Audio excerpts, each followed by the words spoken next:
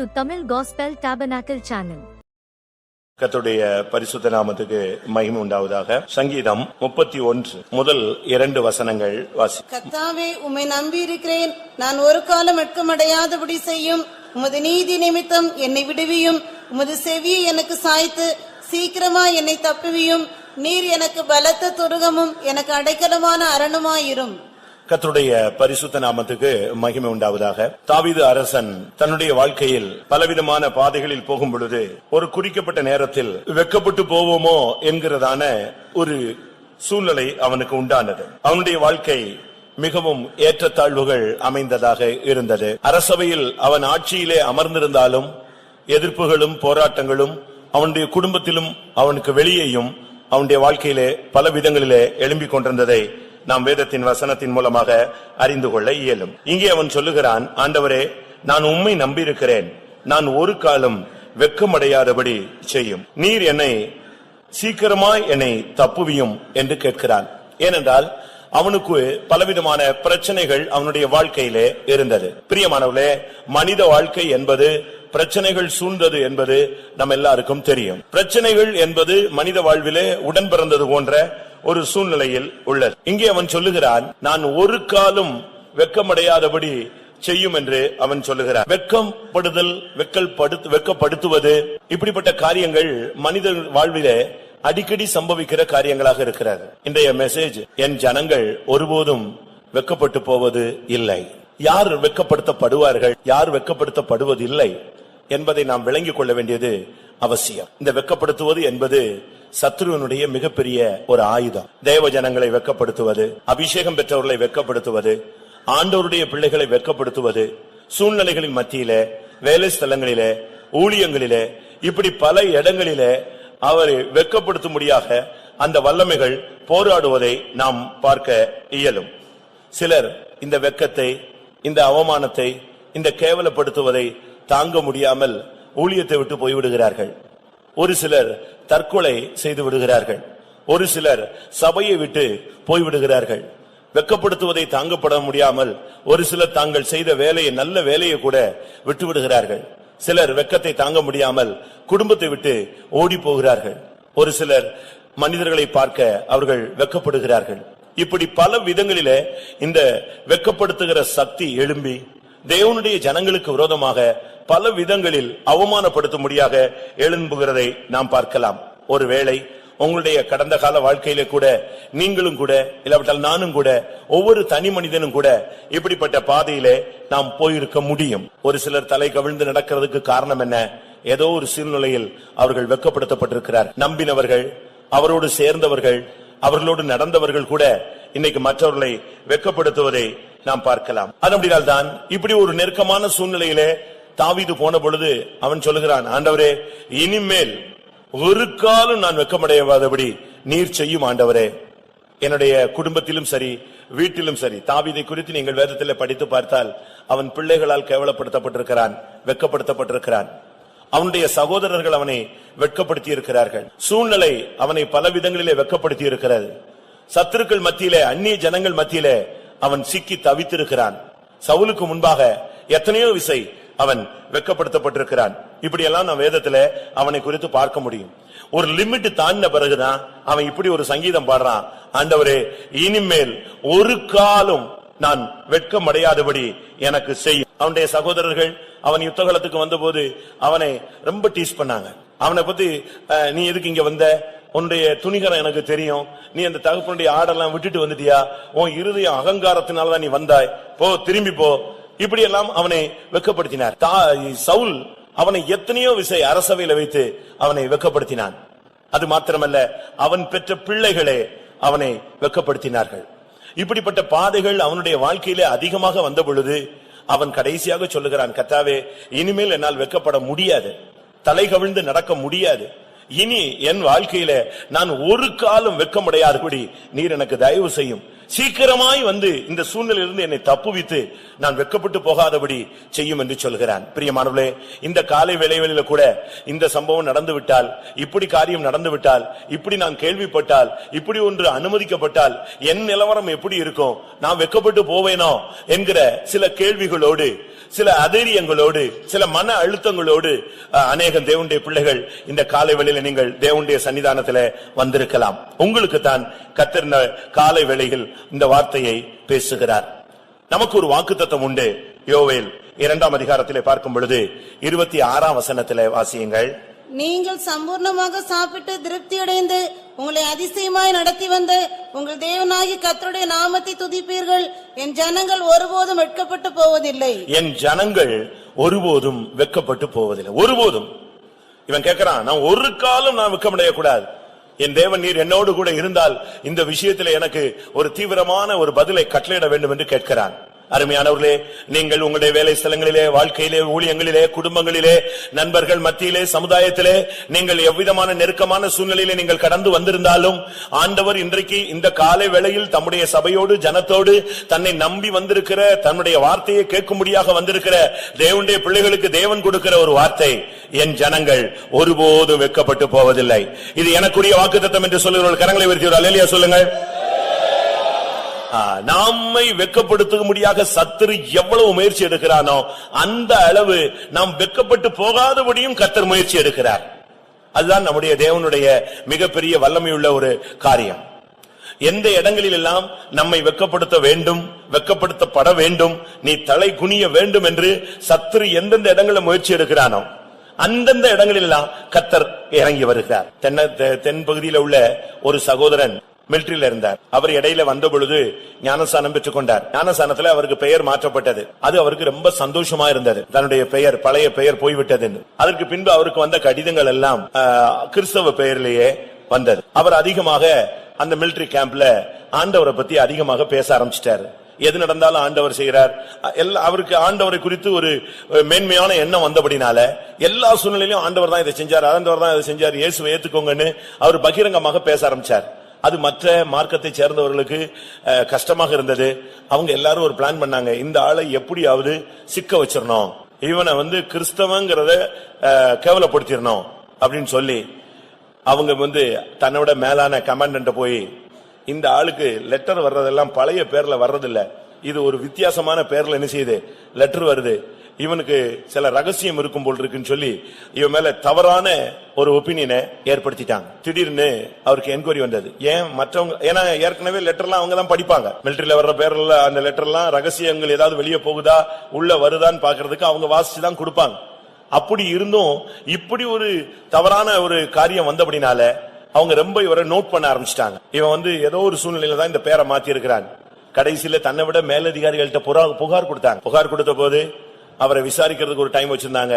சத்துருக்கள் எல்லாம் ரொம்ப சந்தோஷப்பட்டாங்க. இவர் எப்படினாலும் இன்னைக்கு மாட்டிக்குவா, பெயர் மாத்தினது தவறு, அது கெசட்டல்ல மாத்தாம இப்படி மாத்தினது தவறு, இப்படி இவனுக்கு லெட்டர் வருது தவறு, இன்னைக்கு நிச்சயமா இவனுக்கு ஒரு பனிஷ்மெண்ட் உண்டு அப்படிங்கறதுல அவங்க ரொம்ப தீவிரமா இருந்து ரொம்ப சந்தோஷப்பட்டாங்க. ஆனா இந்த சகோதரன் ஒரு ஏழ்மையான சகோதரன், ரொம்ப படிப்பறிவு இல்லாத ஒரு சகோதரன், என்ன பண்றது, இப்படி ஒரு வசமா சிக்கி கொண்டமேன்னு சொல்லிட்டு உபவாசம் போட்டு ஜெபித்து அந்த குறிக்கப்பட்ட நாள்ல அந்த என்கொயரிக்கு போனார். என்கொயரிக்கு போன பொழுது அங்க நடந்த அதிசயம் என்னன்னா, அவன் விசாரிச்சவர் ஒரு சீக்கியன். இவர் போனாரு. இவருக்கு ஹிந்தி அதிகமா தெரியாது, இவருக்கு தமிழே தடுமாற்றம், பழைய கிராமத்து தமிழ். ஆனா கொஞ்சம் அந்த மிலிட்டரியில போய் அறகுறையா என்னத்தையாவது அவங்க பேசுற பாஷையில அறகுறையா ஹிந்தி பேசினார். ஆனா இவரை அழைச்சு உள்ள போன உடனே இவர் உபவாசத்தோடு ஜெபத்தோடு உள்ள போனார். அவன் என்கொயரி ஸ்டார்ட் பண்ணான். அவனுக்கு தெரிஞ்ச பாஷையில தான் அவன் ஸ்டார்ட் பண்ணான், ஹிந்தியில. இவருக்குள்ள ஆவியானவர் உள்ள வந்தார். உள்ள அந்த கேம்புக்கு உள்ள போன உடனே, என்கொயரி ரூம்குள்ள போன உடனே இவருக்குள்ள ஆவியானவர் வந்ததை இவர் ஃபீல் பண்ணார். அவர் கேட்கிற ஒவ்வொரு வார்த்தைக்கும் தெளிவான ஹிந்தியில ஒரு பதில். ஏன் இந்த பேரு, எப்படி இந்த பேர் மாற்றப்பட்டது, எதற்காக மாற்றப்பட்டது, நான் எப்படி இருந்தேன், தான் எப்படி மனம் திரும்பினேன், இயேசுவை எப்படி ஏத்துக்கிட்டேன், இயேசுவை ஏத்துக்கிட்டதுனால என் வாழ்க்கையில என்ன மாற்றம், பர்சனலா என்னென்ன விதத்துல மாற்றங்கள், இது எல்லாம் அவங்க கேட்க அவன் எல்லாரும் வாயடைச்சு போய் உட்கார்ந்துட்டான். இவர் அப்படியே தன்னுடைய சாட்சி, தன்னுடைய வாழ்க்கையில தேவன் நடத்தின காரியங்கள், அடுத்து அருமையான ஒரு குட்டி சுவிசேஷம், இயேசுதான் தெய்வம் அப்படிங்கறத அழகா ப்ரூஃப் பண்ணி சொல்லி முடிச்சார். இவருக்கு பேசுறது என்னன்னு இவருக்கு புரியல, ஆனா நம்ம பேசுறதுல அவங்க தலையாட்டுறாங்க, ஏதோ ஒண்ணு புரியுது. ஆவியானவர் உள்ள இருந்து பேச ஆரம்பிச்சாரு. எல்லாம் பேசி முடிச்ச உடனே அவன் அப்படியே சுவிசேஷத்துக்கு கீழ்ப்படிந்து அந்த என்கோர்ட்ல உட்கார்ந்தவங்க எல்லாம் அப்படியே சரண்டர் ஆகி, இப்படி ஒரு தனி மனித வாழ்வை, இவ்வளவும் கொடூரமான வாழ்வை ஒரு இயேசு கிறிஸ்துங்கிற ஒரு வல்லமையுள்ள சக்தி மாற்ற முடியுமானா அதுதான் உண்மையான சக்தி.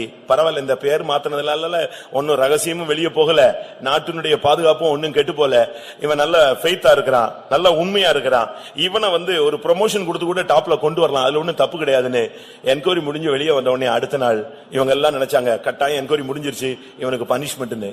ஆனா வந்தது என்ன தெரியுமா? இவனுக்கு அடுத்த ஒரு ப்ரமோஷனை கொடுத்து கர்த்தர் உயர்த்தி வைத்தார். இதுதான் நம்முடைய தேவனை நாம் நம்பி இருக்கும் பொழுது, ஆண்டவரை நம்பினோர் ஒருபோது வெட்கப்பட்டு போனதே கிடையாது. நாம் பரிபூர்ணமாய் தேவனுடைய பட்சத்தில் நின்று ஆண்டவரை நாம் நிற்கும் பொழுது அவர் நம்முடைய தேவன் என்று சொல்லுகிறதற்கு வெட்கப்படுறதே இல்லை. இன்னைக்கு பாருங்க, ஒரு சில பெற்றோர்கள் தங்களுடைய பிள்ளைகளை தங்களுடைய பிள்ளைகள் சொல்றதுக்கு வெட்கப்படுறாங்க. ஒரு சில பிள்ளைகள் தங்களுடைய பெற்றோர்களையே எங்க அம்மா எங்க அப்பான்னு சொல்றதுக்கு என்ன செய்றாங்க? வெட்கப்படுறாங்களா? இவங்க கிராமத்துல இருப்பாங்க, அவனை நல்லா கொழுக்க வச்சு கொழுத்து படிக்க வச்சு நல்லா இவங்க பட்டினியா கிடந்து அவனை நல்லா போஷிச்சு அவனை அழகா உருவாக்கி அவனை எங்கேயாவது போய் படிக்க வச்சா, இந்த தாய் தகப்பன் எப்பமாவது இந்த பிள்ளைகளை பார்க்கணும்னு பாசத்துல போனா அவனுக்கு இந்த தாய் தகப்பனை பார்த்தா தன்னுடைய தாய் தகப்பன் சொல்றதுக்கு அவனுக்கு என்ன இருக்கு? வெக்கம். இது உலகத்துல நடக்கிற சகஜமான காரியம். அநேக பிள்ளைகளுக்கு தங்களுடைய பெற்றோர்களை பெற்றோர்கள் என்று மற்றவர்கள் மத்தியில அறிமுகமாக்குறதுக்கு அவங்களுக்கு என்ன இருக்கு? வெக்கப்படுறாங்க. தங்களுடைய வீடுகளுக்கு ஃப்ரெண்ட்ஸை கூட்டு வர்றதில்ல, ஏன்னா நம்ம வீடு ரொம்ப லோவா இருக்கு அப்படின்லாம் சொல்றது நீங்க பார்க்கலாம். ஆனா தேவனை நீங்க படிச்சு பாத்தீங்கன்னு சொன்னா, அவர் நம்முடைய தேவன். இப்போ ஆண்டவர்கிட்ட போய் ஒருத்தன் ஒரு வல்லமை போய் சொல்லுதுன்னு வச்சுக்கோங்களேன், இப்படி உம்முடைய பிள்ளை இப்படி தப்பு செஞ்சுட்டான், இப்படி பிரச்சனை பண்ணிட்டான் நீர்லாம் அப்படின்னு சொன்னா, அவர் அப்படியா என் பிள்ளை தப்பு செஞ்சுட்டானான்னு சொல்லுவாரே தவிர அவன் என் பிள்ளை இல்லைன்னு என்ன செய்ய மாட்டாரு? சொல்லவே மாட்டாரு. அதுதான் தேவனுடையது. இயேசு கிறிஸ்துவிடத்துல உம்முடைய சீசர்கள் கதிர் கொய்து புசிக்கிறார்கள், ஓய்வு நாளை அவர்கள் சரியான விதத்தில் ஆசரிக்கவில்லைன்னு சொன்னாங்க. யோவானுடைய சீசர்கள் உபவாசம் எடுக்கிறாங்க, உங்களுடைய சீசர்கள் உபவாசமே எடுக்கிறது இல்ல அப்படின்னு சொன்னாங்க. உடனே இயேசு சொன்னாரு, மணவாளன் கூட இருக்கும் பொழுது உபவாசம் எடுக்கணும்னு என்ன இல்ல, அவசியம் இல்ல. ஏனென்றா அந்த இடத்துல அவங்களை விட்டு கொடுக்கறது இல்ல. அடுத்து இன்னொரு இடத்துல சொன்னாங்க, யோவானுடைய சீசர்கள் எல்லாம் நல்லா கை கழுவி பியூரா அழகா சுத்தப்படுத்தி சாப்பிடுறாங்க, உங்களுங்க என்ன செய்யறது இல்ல, கை கழுவுறதே இல்ல. இத பத்தி என்ன நினைக்கிறீங்க? உடனே இயேசு சொல்றாரு, அந்த இடத்துலயும் விட்டு கொடுக்காம வெளியே இருந்து உள்ள போறது மனுஷன் என்ன செய்யாது? தீட்டுப்படுத்தாது. அது ஒரு பெரிய அழுக்கல்ல. உள்ள இருந்து வெளியே வர்றதுதான் மனுஷன் என்ன செய்கிறது?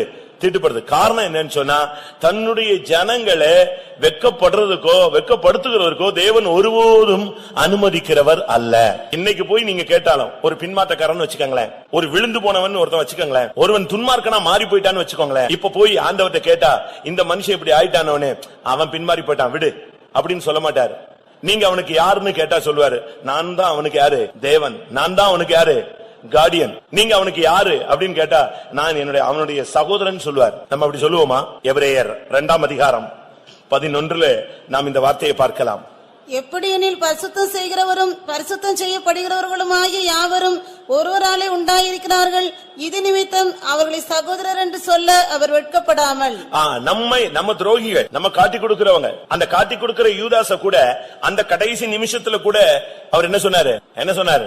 அவன் காட்டி கொடுக்க வந்துட்டான், டைம் முடிஞ்சு போயிருச்சு. ஆனா அவனையும் பார்த்து சிநேகிதன் தான் பேசினார். யூதாச யாராவது அவன் ஒரு துரோகி, ஆண்டவரே அவனை வெட்டிடணும் குத்திடணும், இல்ல அவன் என்னுடைய சிநேகிதன். அவர் அதுல வெட்கப்படுறதே கிடையாது. அவர் தம்முடைய பரிசுத்தம் செய்கிறவரும் அவர்தான், பரிசுத்தமாக்கப்படுகிறவரும் பரிசுத்தமாக்குகிறவரும் அவர்தான். ஆனாலும் அவர்கள் தன்னுடைய சகோதரர்கள் என்று சொல்ல அவர் என்ன செய்யறது இல்ல, வெட்கப்படுறதே இல்ல. இப்ப நீங்க சொல்லுவீங்களா, ஒரு சில பெற்றோர்கள் எங்களுடைய பிள்ளைகள் இல்லன்னு போலீஸ் ஸ்டேஷன்ல போய் எழுதி போட்டுறாங்க, ஏன்னா பையன் துன்மார்க்கனா மாறிட்டான், இனிமேல் எனக்கும் இந்த பையனுக்கு என்ன கிடையாது, எந்த சம்பந்தமும் கிடையாது. அப்படி எத்தனையோ அண்ணன் தம்பிங்க தன்னுடைய சகோதரருக்காக எழுதி கொடுத்திருக்காங்க ஸ்டேஷன்ல போய், ஏன்னா அவனால பெரிய தொல்லைன்னு சொல்லி. ஆனா இயேசுட்ட போய் அதை கேட்டா, இல்ல அவன் என்னுடைய சகோதரன் தான், அவன் ஏன் பிள்ளைதான் சொல்லுவார். இதுக்கு இன்னொரு வசனம், எபிரேயர் 11ஆம் அதிகாரம் 16ஆம் வசனம். அதையல்ல, அதிலும் மேன்மையான பரமதேசத்தையே விரும்பினார்கள். ஆகையால் தேவன் அவர்களுடைய தேவன் என்னப்பட வெட்கப்படுகிறது இல்லை. அவர்களுடைய தேவன் என்று சொல்லுகிறதற்கு அவர் வெட்கப்படுறதே இல்லை. அவர்கள் முறுமுறுத்தார்கள், வழியிலே பலவிதமான கஷ்டங்களை கொடுத்தார்கள், தேவனை கேள்வி கேட்டார்கள், பரீட்சை பார்த்தார்கள், பல விதங்களிலே தேவனுக்கு விரோதமாய் செயல்பட்டார்கள். ஆனாலும் ஒருபோதும் அவர் வெட்கப்படுறதே கிடையாது. நீர் யார்? நான் அவர்களுக்கு தேவன். நீர் யார்? நான் அவனுக்கு சகோதரன். எப்ராஹிமை குறித்து நீங்க பைபிள்ல படிச்சு பாத்தீங்கன்னு சொன்னா எத்தனையோ குற்றச்சாட்டு பைபிள்ல சொல்லப்பட்டிருக்கிறார். அவனை குறித்து பலவிதமான குற்றச்சாட்டு எல்லாம் சொல்லி முடிச்சு அவனுக்கு தண்டனை உண்டு, நியாய தீர்ப்பு உண்டு, எல்லாம் சொல்லி முடிச்சிட்ட பிறகு கடைசியில ஆண்டவர்ட்ட போய் கேக்குறாங்க, எப்ராஹிமை பத்தி என்ன நினைக்கிறீங்க? எப்ராஹிம் என்னுடைய சேஷ்ட புத்திரன். எப்ராஹிமே, நான் அவனை எப்படி கைவிடுவேன்? அவருடைய மைண்ட்ல அந்த பிள்ளைங்கிற தன்மையை விட்டு கொடுக்கறதே இல்ல. அந்த இளைய குமாரன் பாருங்க, தங்களுடைய வாழ்க்கையில பல விதங்களில சீரழிஞ்சு போயிட்டான், எல்லாமே இழந்து போயிட்டான், ஒண்ணுமே அவன் கையில கிடையாது, பன்றிகளோடு வாசம் பண்ணக்கூடிய நிலவரத்துக்கு போயிட்டான். ஆனா அவன் திரும்பி வந்தபோது இந்த தகப்பன் என்ன செய்தான்? என் வீட்டுல கால் வைக்காத தம்பி, உன்னால நான் அடைஞ்ச கேவலம் கொஞ்சம் நஞ்சம் அல்ல, எல்லாத்தையும் அழிச்சிட்ட, உன்னால நான் எவ்வளவோ கேவலத்தை அனுபவிச்சிருக்கிறேன், தயவு செய்து என் வீட்டுக்குள்ள வராதேன்னு சொல்லல. அவன் வந்த போது ஓடி போய் அந்த தகப்பன் அவனை அணைத்து கொண்டு வந்து அவனுக்கு மோதிரம் கொடுக்கிறான், சிறந்த வஸ்திரம் கொடுக்கிறான், பாதரட்சை கொடுக்கிறான், அவனுக்காக ஒரு பெரிய ட்ரீட்டை அன்னைக்கு ஸ்டார்ட் பண்ணான். ஏனென்றால் அந்த தகப்பன் அவனை தன்னுடைய பிள்ளை என்று சொல்வதற்கு என்ன செய்யறது இல்ல, வெட்கப்படுறது இல்ல.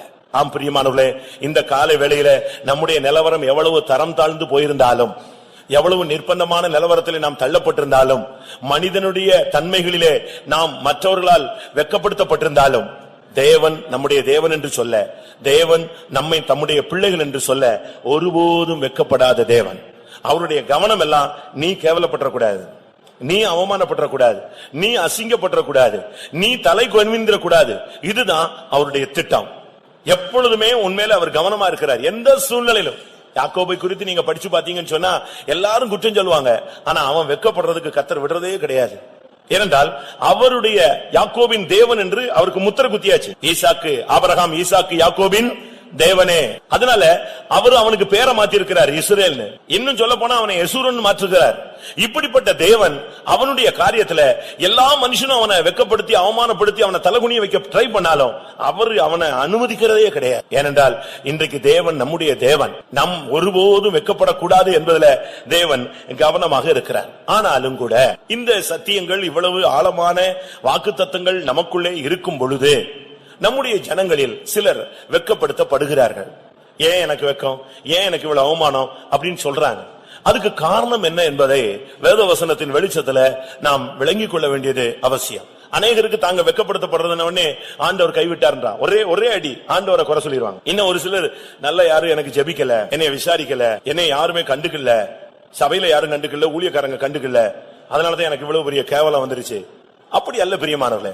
நாம் வெட்கப்படுத்தப்படுகிறோம் சொன்னா இவ்வளவு தேவனுடைய வைராக்கியம், தேவனுடைய பாதுகாப்பு, தேவனுடைய கரிசனை, தேவனுடைய கண்கள் நம்ம மேல பதிக்கப்பட்டு இத்தனை அதிகமான வாக்குத்தத்தங்கள் நமக்கு கொடுக்கப்பட்டு இருக்க எப்படி ஒரு தேவனுடைய மனுஷன் வெட்கப்படுத்தப்படுகிறான்ங்கிறதை நாம் விளங்கிக் கொள்ள வேண்டியது அவசியம். யோசுவா இந்த ஊழியத்துக்கு வர முடியாது அப்படி திகைச்சு நின்ன பொழுது கர்த்தர் அவன்கிட்ட யோசுவா 1ஆம் அதிகாரத்துல பேசுகிறார், பலன் கொண்டு திடமனதாயிரு.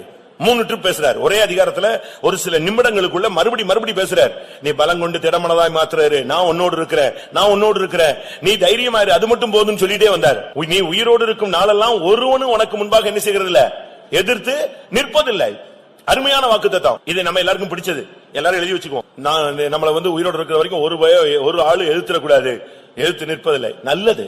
ஆனா அதே யாக்கோபு யோசுவா 9ஆம் அதிகாரத்துல வரும் பொழுது அவன் ட்ரெஸ் எல்லாம் கிழிச்சிட்டு கீழே விழுந்து கிடந்தான். ஆண்டவரே, ஒரு காலம் ஒருவனும் எதிர்த்து நிற்பதில்லைன்னு சொன்னீரே, நாங்க ஆயுப்பட்டினத்துல தோத்துட்டோமே சுவாமி, நான் பின்வாங்கிட்டேனே, நான் அவமானப்படுத்தப்பட்டு திரும்ப வந்துட்டேனே, அப்ப வாக்குத்தத்தம் எங்க? ஏன் இப்படி ஒரு சம்பவம் எனக்கு வந்துருச்சு? எதுக்கு இவ்வளவு கேவலம்? 7ஆம் அதிகாரத்துல 6ஆம் வசனத்துல அவன் புழுதியை போட்டுக்கொண்டு தலைகீழ விழுந்து கிடந்தான். ஐயோ, எனக்கு இப்படி ஆயிடுச்சேன். வாக்குத்தத்தம் எங்க? நீ ஒரு காலம் ஒருவனும் உன்னை எதிர்த்து நிற்பதில்லை என்ற வாக்குத்தத்தம் எங்க? ஏன் இன்னைக்கு இவனுக்கு பின்ப ஒரு தோல்வி? அதுக்கு காரணம் இருக்கு. அதை நாம் விளங்கிக் கொள்ள வேண்டியது அவசியம். அந்த சுத்திகரிப்பு நடந்து அந்த குற்றம் செய்த மனிதனை கல்லெறிந்து கொன்ற போது அதற்கு பின்பு யோசுவா ஒரு இடத்திலும் தோற்று போனதே இல்லை. அதுபோல ஒரு காலம் என் ஜனங்கள் வெட்கப்பட்டு போவதில்லை என்று தேவன் சொல்லியிருக்கிறாரே, அப்படி சொல்லி இருக்க இன்றைக்கு தேவனுடைய ஜனங்களில் ஒரு சிலர் வேதத்தை கையில் வைத்துக் கொண்டு அந்நிய பாஷை பேசிக்கொண்டு அபிஷேகத்தில் நிரம்புகிற ஒரு சில ஜனங்கள் ஏன் சில சூழ்நிலைகளில் வெட்கப்படுத்தப்படுகிறார்கள்? அதை தேவன் அனுமதிக்கிறாரா? தேவன் அனுமதிக்கிற காரியங்கள்ல இதுவும் ஒன்று உண்டா? அப்படியானால் இந்த வாக்குத்தத்தம் எங்கே? இப்படி எல்லாம் நமக்குள்ள கேள்விகள் எழலாம். ஏனென்றால் ஒரு காலம் வெட்கப்பட்டு போவதில்லைன்னு சொல்லி இருக்கு, நல்ல ஒரு வார்த்தை. அதுக்கு பிறகு நான் ஏன் இப்படி எல்லாம் பிரச்சனையில சிக்கி இருக்கிறேன், எனக்கு மட்டும்தான் இப்படி நடக்குதா, அப்ப தேவன் பட்சபாதம் உள்ளவரா? இப்படி எல்லாம் நமக்குள்ள கேள்வி எழும். ஆனா ஏன் வெட்கப்படுத்தப்படுகிறோங்கிறத தெரிஞ்சுக்கிட்டு இன்னைக்கு தேவ சமூகத்துல அதை சரிப்படுத்த வேண்டியது அவசியம். 1 என்னாகமம் 12ஆம் அதிகாரம் 14ஆம் வசனம்.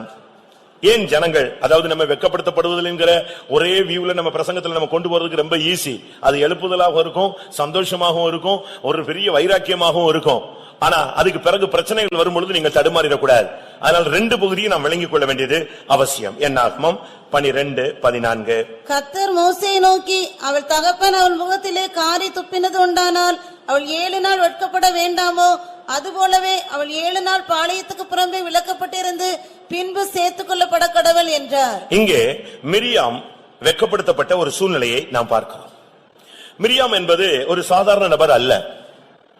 அவளை வேதம் சொல்லுகிறது அவள் ஒரு தீர்க்கதரிசி. அவள் ஒரு மோசேயினுடைய சகோதரி, கூட பிறந்த சகோதரி. மிரியாமை குறித்து நாம் சாதாரணமாக கணக்கிட்டு பேச முடியாது.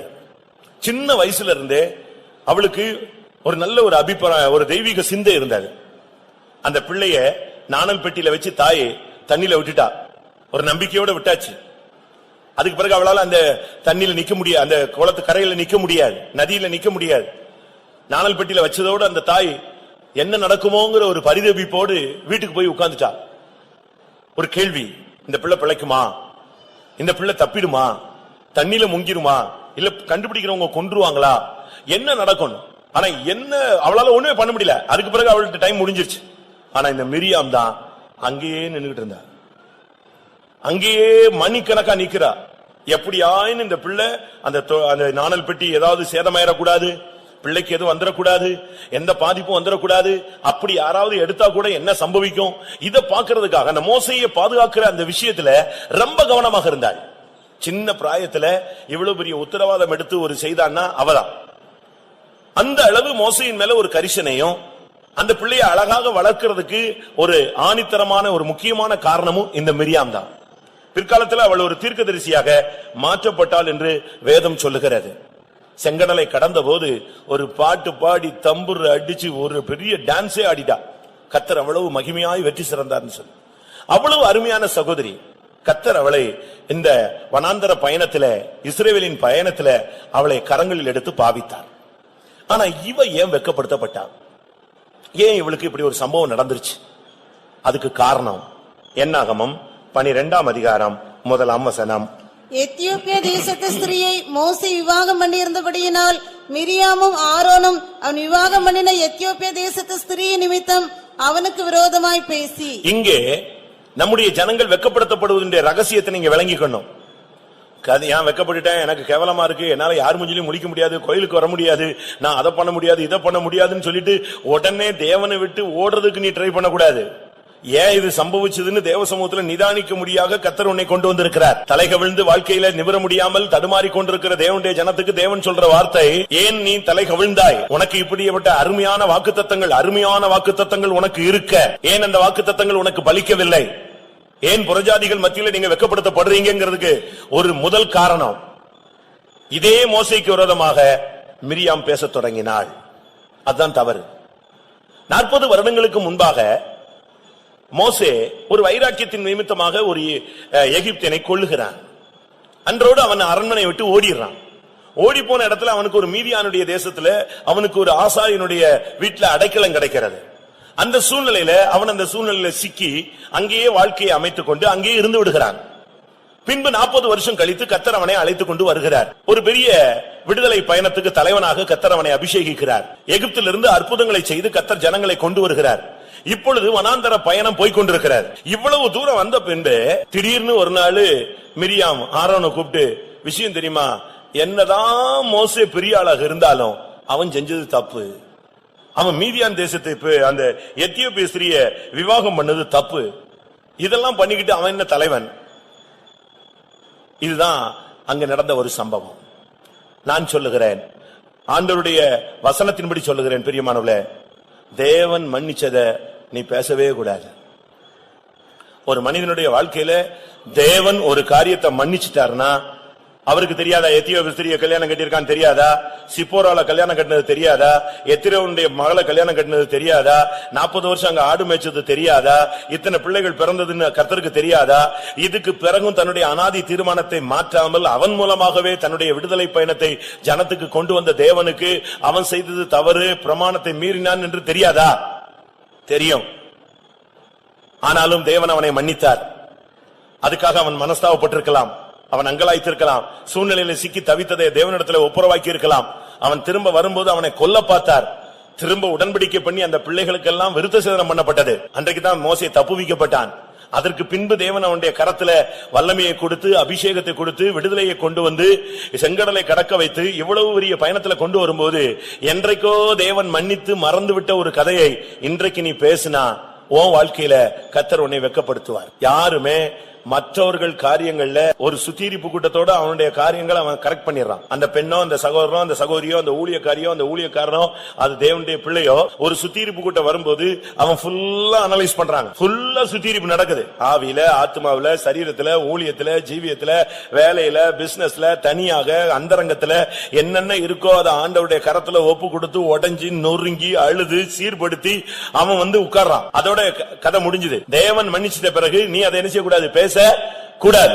தேவன் மன்னித்ததை பேசுறதுக்கு உனக்கு தகுதியும் கிடையாது, அருகதையும் கிடையாது. ஆனா நீங்க இன்னும் அந்த பழைய கண்ணாடி தான் போட்டிருக்கீங்க. அந்த பழைய கண்ணாடியை நீங்க மாத்தணும். அந்த பழைய தன்மையிலேயே நீங்க இருந்து கொண்டு அதையே நீ திரும்ப திரும்ப பேசினா கர்த்தர் உன்னையே ஒரு கட்டத்துல கொண்டு வந்து வெக்கப்பட அனுமதிக்கிறார். தேவன் மன்னிச்சதை இனிமேல் பேச மாட்டேன்னு நீங்க ஒரு தீர்மானம் எடுங்க.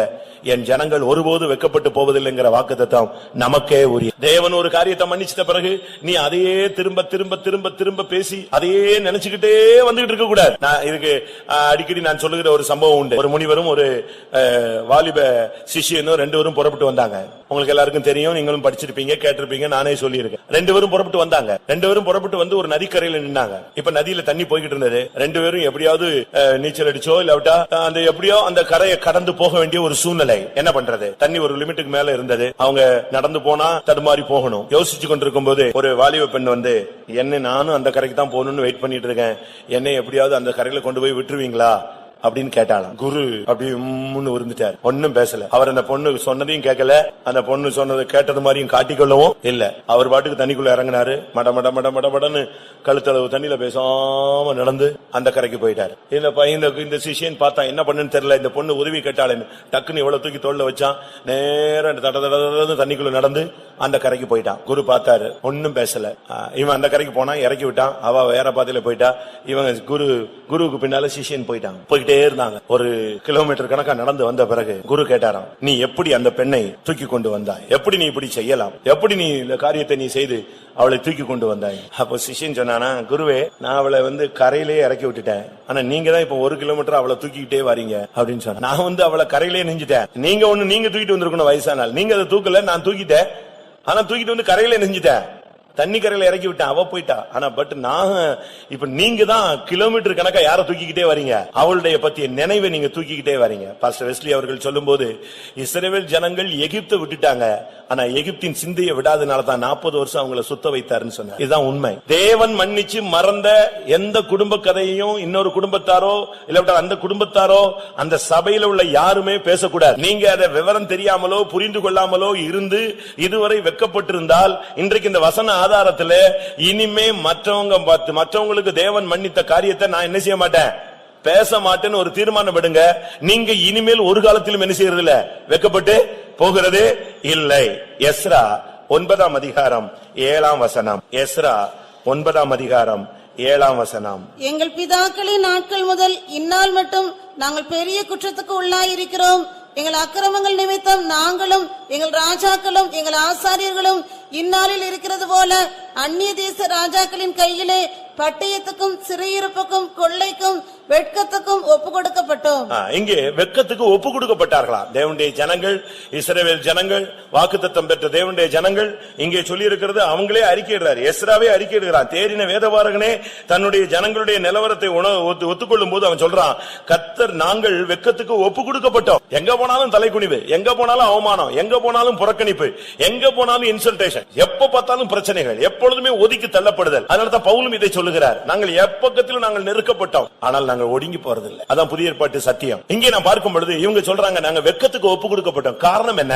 பெரிய குற்றங்கள், அக்கிரமங்கள், நம்முடைய ஜீவியத்தில் தோல்விகளுக்கு நம்ம இடம் கொடுத்து பெரிய காரியங்கள், மிஞ்சின கருமங்கள், நமக்கு தகாத காரியங்கள், இதெல்லாம் நம்ம தலையிடவே கூடாது. என் ஆத்துமாவை பால் மறந்த குழந்தைக்கு ஒப்பாக நான் அமர பண்ணினேன். பெரிய குற்றங்களிலும் மிஞ்சின கருமங்களிலும் பெரிய காரியங்களிலும் நான் தலையிடுகிறதே இல்லை. அவசியம் இல்லாத காரியங்கள்ல நீங்க தலையிடாம இருந்தா நீங்க வெட்கப்பட்டு போகிறதே இல்லை. வழியில போற நாயை காதை பிடிச்சு இழுத்தா என்ன நடக்கும்? வழியில போற நாய், பைபிள்ல சொல்லி வழியில போற நாயை காதை பிடிச்சு இழுத்தா என்ன செய்யும்? என்ன பண்ணும்? பிடிச்சு பாருங்க. இன்னைக்கு நம்முடைய ஆளுங்கள் எல்லாம் வழியில போற நாயை தான் காதை பிடிச்சு இழுக்கிறான். தேவையில்லாத காரியங்கள்ல, பெரிய பெரிய குற்றங்கள்ல, மிஞ்சின கருமங்களில, அவசியம் இல்லாத காரியங்களில தலையிடும் பொழுது நாம் வெட்கப்படுத்தப்படுகிறோம் என்பதை நாம் விளங்கிக் கொள்ள வேண்டியது அவசியம். இன்னைக்கு அதனால நமக்கு தலை நிமிர்ந்து நடக்க முடியல. அது எங்களுடைய குற்றம் வானபரியந்தம் வளர்ந்து போயிற்று.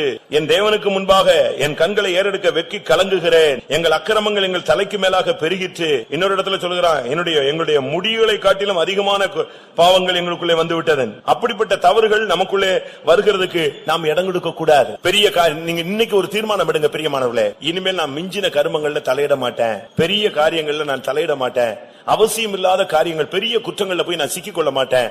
இப்படி நீங்க எடுக்கும்போது நீங்கள் வெட்கப்படுறதுக்கு தேவன் அனுமதிக்க மாட்டார். இல்லாவிட்டால் நாம் வெட்கத்துக்கு ஒப்பு கொடுக்கப்பட வேண்டியதாய் இருக்கும். 97ஆம் சங்கீதம் 7ஆம் வசனத்தை பார்க்கும் பொழுது, சொரூபங்களை வணங்கி விக்கிரகங்களை பற்றி பெருமை பாராட்டுகிற யாவரும் வெட்கப்பட்டு போவார்களாக.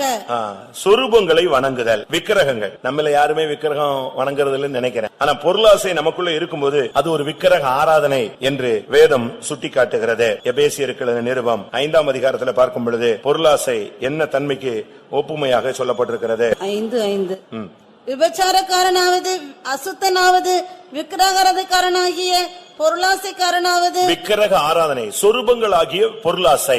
எதை நம்ம இந்த உலகத்துல எந்த ஒரு பொருளை அதிகமா நேசிக்கிறோமோ அது நமக்கு விக்கிரகம். ஒருவேளை அது புருஷனா இருக்கலாம், அது மனைவியாக இருக்கலாம், அது உன் பிள்ளையாக இருக்கலாம், பேர பிள்ளைகளாக இருக்கலாம், இல்லாவிட்டால் வீட்டில் உள்ள ஒரு வாகனமாக இருக்கலாம், இல்லாவிட்டால் உன்னுடைய வீடாக இருக்கலாம், இல்லாவிட்டால் நிலமாக இருக்கலாம். எதை நீங்கள் இயேசுவை காட்டிலும் அதிகமா நேசிக்கிறீர்களோ அது உங்களுடைய விக்கிரகம். அது நீங்கள் சரியான விதத்தில் சத்தியத்தை புரிந்து கொள்ள வேண்டியது அவசியம். எந்த பொருட்கள் மேல அதிகமான நாட்டம் போய் அது நிமித்தம் நீங்கள் வஞ்சிக்கப்பட்டு அதுக்காக கடன் வாங்கி அதுக்காக அழுது அதுக்காக சண்டை போட்டு அதுக்காக ஒரு கூக்குரலிட்டு அந்த பொருளை கொண்டு வர முடியாத நீங்கள் முயற்சி எடுக்கிறீர்களோ அது ஒரு விக்கிரக ஆராதனை. சொரூபங்களை வணங்குகிறவர்கள் வெட்கப்பட்டு போகிறார்கள். அதில் நிமித்தம் பெருமை பாராட்டுகிறவர்கள். எந்த ஒரு பொருளை வச்சுக்கிட்டு நம்ம பெருமை பாராட்டுறோமோ அது நமக்கு வெட்கத்தை உண்டு பண்ணும். சொரூபங்களை வணங்கி விக்கிரகங்களை பற்றி பெருமை பாராட்டுகிற, எனக்கு கார் இருக்கு, எனக்கு வீடு இருக்கு, எனக்கு அது இருக்கு, இது இருக்கு, எல்லாம் நம்ம சொல்றோம் பாருங்க. இதெல்லாம் நம்முடைய வார்த்தையில் உள்ள பெருமைகள். இவைகள் நிமித்தம் நமக்கு ஒரு நாள் வெட்கம் உண்டாகும். அதை நாம் விளங்கிக் கொள்ள வேண்டியது அவசியம். அப்படி பார்த்தா நம்முடைய வீடுகளில் எவ்வளவு விக்கிரகங்கள் இருக்குன்னு பாருங்க. என்னென்ன காரியங்களை நீங்க விக்கிரகம் போல வச்சிருக்கீங்க. ஒரு சிலர்லாம் சில காரியங்களை தொட விட மாட்டாங்க, சில காரியங்களை காட்டவே மாட்டாங்க, அதை பூஜை போட்டு வச்ச மாதிரி வச்சுக்கிட்டே இருப்பாங்க. அது அவங்களுக்கு என்னது? அது ஒரு விக்கிரகம். நான் ஒரு வீட்டுக்கு போனேன், அந்த வீட்டுல 3 பிள்ளைங்க. ஒரு குழந்தை பிறந்து இறந்துருச்சு, அது ஆம்பளை பிள்ளை. அதுக்கு பிறகு உள்ளது 2மே பெண் பிள்ளை. நான் அந்த வீட்டுக்கு போயிருக்கும் போது ஒரு சின்ன ஒரு லைட் போட்டு ஒரு சின்ன போட்டோ குட்டி ஒரு குழந்தைக்கு. நான் சொன்னேன், இது என்னது? நான் நினைச்சேன் இது மாதா சொரூபமா இருக்குமா இல்ல இயேசுசாமி குழந்தை மாதிரி வச்சிருக்க ஒரு போட்டோவா இருக்குமான்னு யோசிச்சுட்டு என்னன்னு கேட்டேன். அது எங்களுக்கு ஒரு ஆம்பளை பிள்ளை பிறந்து இறந்து போயிடுச்சு. நீங்க விசுவாசி தானே, இதையே வச்சுட்டு பூஜை போட்டுட்டு அதுக்கு ஒரு லைட் போட்டு வச்சிருக்கிற, அது ஒரு விக்கிரகம். அவசியம் இல்லாம நம்முடைய விசுவாசிகள் வீடுகள்ல நீங்கள் விக்கிரகத்தை கொண்டு வரக்கூடாது. முற்பிதாக்கள் அவங்க இவங்கன்னு சொல்லி நீங்க அதுக்குரிய நேரத்தை வீணாக்க கூடாது. நீங்கள் அவைகளை குறித்து நீங்கள் பெருமை பாராட்டி பேசக்கூடாது. நம்ம சொரூபங்களை போய் வணங்க போகிறது இல்ல, சொரூபங்கள் நம்ம வீடுகளில் இருக்கிறது இல்ல. ஆவிக்குரிய சொரூபங்கள் ரொம்ப இருக்கு. பொருளாசை நமக்குள்ள அதிகமாக இருக்கிறது. இன்றைக்கு நம்ம எத்தனை பேர் இப்படிப்பட்ட காரியங்களை வச்சிருந்தாலே கர்த்தர் நமக்கு அநேகருக்கு பகுத்தறிகிற தன்மை குறைவு. ஏன் இப்படி நடந்ததுங்கிறத கண்டுபிடிக்கணும். எதனால இப்படி ஒரு சூழ்நிலை நம்ம வெட்கப்படுத்தப்பட்டோங்கிறத கண்டுபிடிக்கணும். சொரூபங்கள் இருந்தால், பொருளாசைகள் இருந்தால், அதிகமான குற்றங்களும் பெரிய குற்றங்களும் மிஞ்சின கருமங்களிலே தலையிடுகிறவர்களாய் நாம் இருந்தால், தேவன் யாருக்கோ மன்னித்த காரியத்தை நாம் அதை குறித்து இப்பொழுது விளக்கிக் கொண்டு பேசிக் கொண்டு இருந்தால் தேவன் நம்மை வெட்கப்படுத்த அனுமதிக்கிறார். அதனால நம்ம சத்தியத்தை சரியான விதத்தில் விளங்கிக் கொள்ள வேண்டியது அவசியம். நீதிமொழிகள் 29ஆம் அதிகாரம் 15ஆம் வசனத்துல பாருங்க. பிரமும் கடிந்து கொள்ளுதலும் ஞானத்தை கொடுக்கும், தன் இஷ்டத்துக்கு விடப்பட்ட பிள்ளையோ தன் தாய்க்கு வெட்கத்தை உண்டு பண்ணுகிறான். உங்களுக்கு பிள்ளைகளை கொடுத்துறதுக்கு நல்லது. 1, 2, 5, 8, 10, 16 பெற்று பெருவாழ்வு வாழலாம். அதுல ஒண்ணு தடை இல்ல, தவறல்ல. ஆனா தன் இஷ்டத்துக்கு ஒரு பிள்ளைய நீங்க விட்டுட்டீங்கன்னு சொன்னா நிச்சயமா ஒரு காலத்துல உனக்கு அவன் வெக்கத்தை உடுத்துவான். அது ஆண் பிள்ளையோ பெண் பிள்ளையோ, ஒரே ஒரு பிள்ளை, அதனால இஷ்டத்துக்கு வளர்க்கறாங்க. அப்படி அல்ல, நாம் அப்படி செய்யவே கூடாது. ஒரு மனோவா வேதத்துல பார்க்க முடியும். நியாயாதிபதிகள்ல நாம் மனோவா, அவன் ஒரு பெரிய வல்லமுள்ள தேவனுடைய மனிதன் அல்ல. ஆனா அவன் மனைவி ஒரு தேவனுடைய பிள்ளை. கர்த்தர் அவளுக்கு அவளுடைய விண்ணப்பத்தை கேட்டு அவளுக்கு ஒரு குழந்தை கொடுக்கும்படியாக தேவன் சித்தம் கொண்டார். அப்படி தேவன் அந்த குழந்தையை கொடுக்கிறதுக்கு முன்னால அந்த பெண்ணிடத்துல பேசி, நீ ஒரு பிரதிஷ்டையோடு இருந்தால் நான் உனக்கு ஒரு குழந்தை தருகிறேன் என்று சொன்னார். உடனே அவள் அதற்கு ஒத்துக்கொண்டாள். தன்னுடைய புருஷன் போய் சொன்னா, இப்படி ஒரு புருஷன் என்கிட்ட சொன்னாரு, ஒரு தேவதூதன் என்கிட்ட பேசினாரு, நமக்கு ஒரு குழந்தை தருவாரா, நான் பிரதிஷ்டையில இருக்கணுமான். அப்ப அவன் சொன்னான், அப்படி மறுபடி வந்தா என்னைய கூப்பிடு, நான் வர்றேன் அப்படின்னு சொல்லிட்டு அவங்க 2 பேரும் உட்கார்ந்து ஜெபம் பண்ணாங்க. ஆண்டவரே, நீர் ஏற்கனவே என் மனைவிக்கு பேசினது உண்மையானால் மறுபடியும் ஒரு விசை, நியாயாதிபதிகள் 13:8 அவர் கேட்கிறார், மறுபடியும் ஒரு விசை எங்களிடத்தில் வந்து இந்த பிறக்க போகிற பிள்ளைகளுக்காக நாங்கள் என்ன செய்ய வேண்டும் என்பதை தேவன் எங்களுக்கு வாசிங்க அந்த வசனம். அப்பொழுது மனோவா கர்த்தரை நோக்கி விண்ணப்பம் பண்ணி, என் ஆண்டவரே, நீர் அனுப்பின தேவனுடைய மனுஷன் மறுபடியும் ஒரு விசை எங்களிடத்தில் வந்து பிறக்க போகிற பிள்ளைக்காக நாங்கள் செய்ய வேண்டியது எங்களுக்கு கற்பிப்பாராக என்று வேண்டிக் கொண்டான். பாத்தீங்களா, ஒரு பெற்றோர் பிள்ளை பிறக்கிறதுக்கு முன்பாகவே அந்த பிள்ளையை எப்படி வளர்க்கணும், நாங்க எப்படி செய்யணுங்கிறத தேவன் எங்களுக்கு கற்பிப்பீராக கேக்குறாங்க. அது ஆம்பளை பிள்ளையா இருந்தா நாங்க அதை எப்படி வளர்க்கணும், பெண் பிள்ளையா இருந்தா எப்படி வளர்க்கணும், அதை எப்படி படிக்க வைக்கணும், எந்த விதத்தில் அதை கொண்டு போகணும், எப்படி தெய்வீகமா வளர்க்கணும். இப்படி நமக்குள்ள ஒரு தெய்வீக சிந்தையோடு தான் அந்த பிள்ளையை வளர்க்கணும். இஷ்டப்படி வளர்க்கறதுக்கு கர்த்தர் உனக்கு பணத்தையும் கொடுக்கல, வீட்டையும் கொடுக்கல, வசதியும் கொடுக்கல.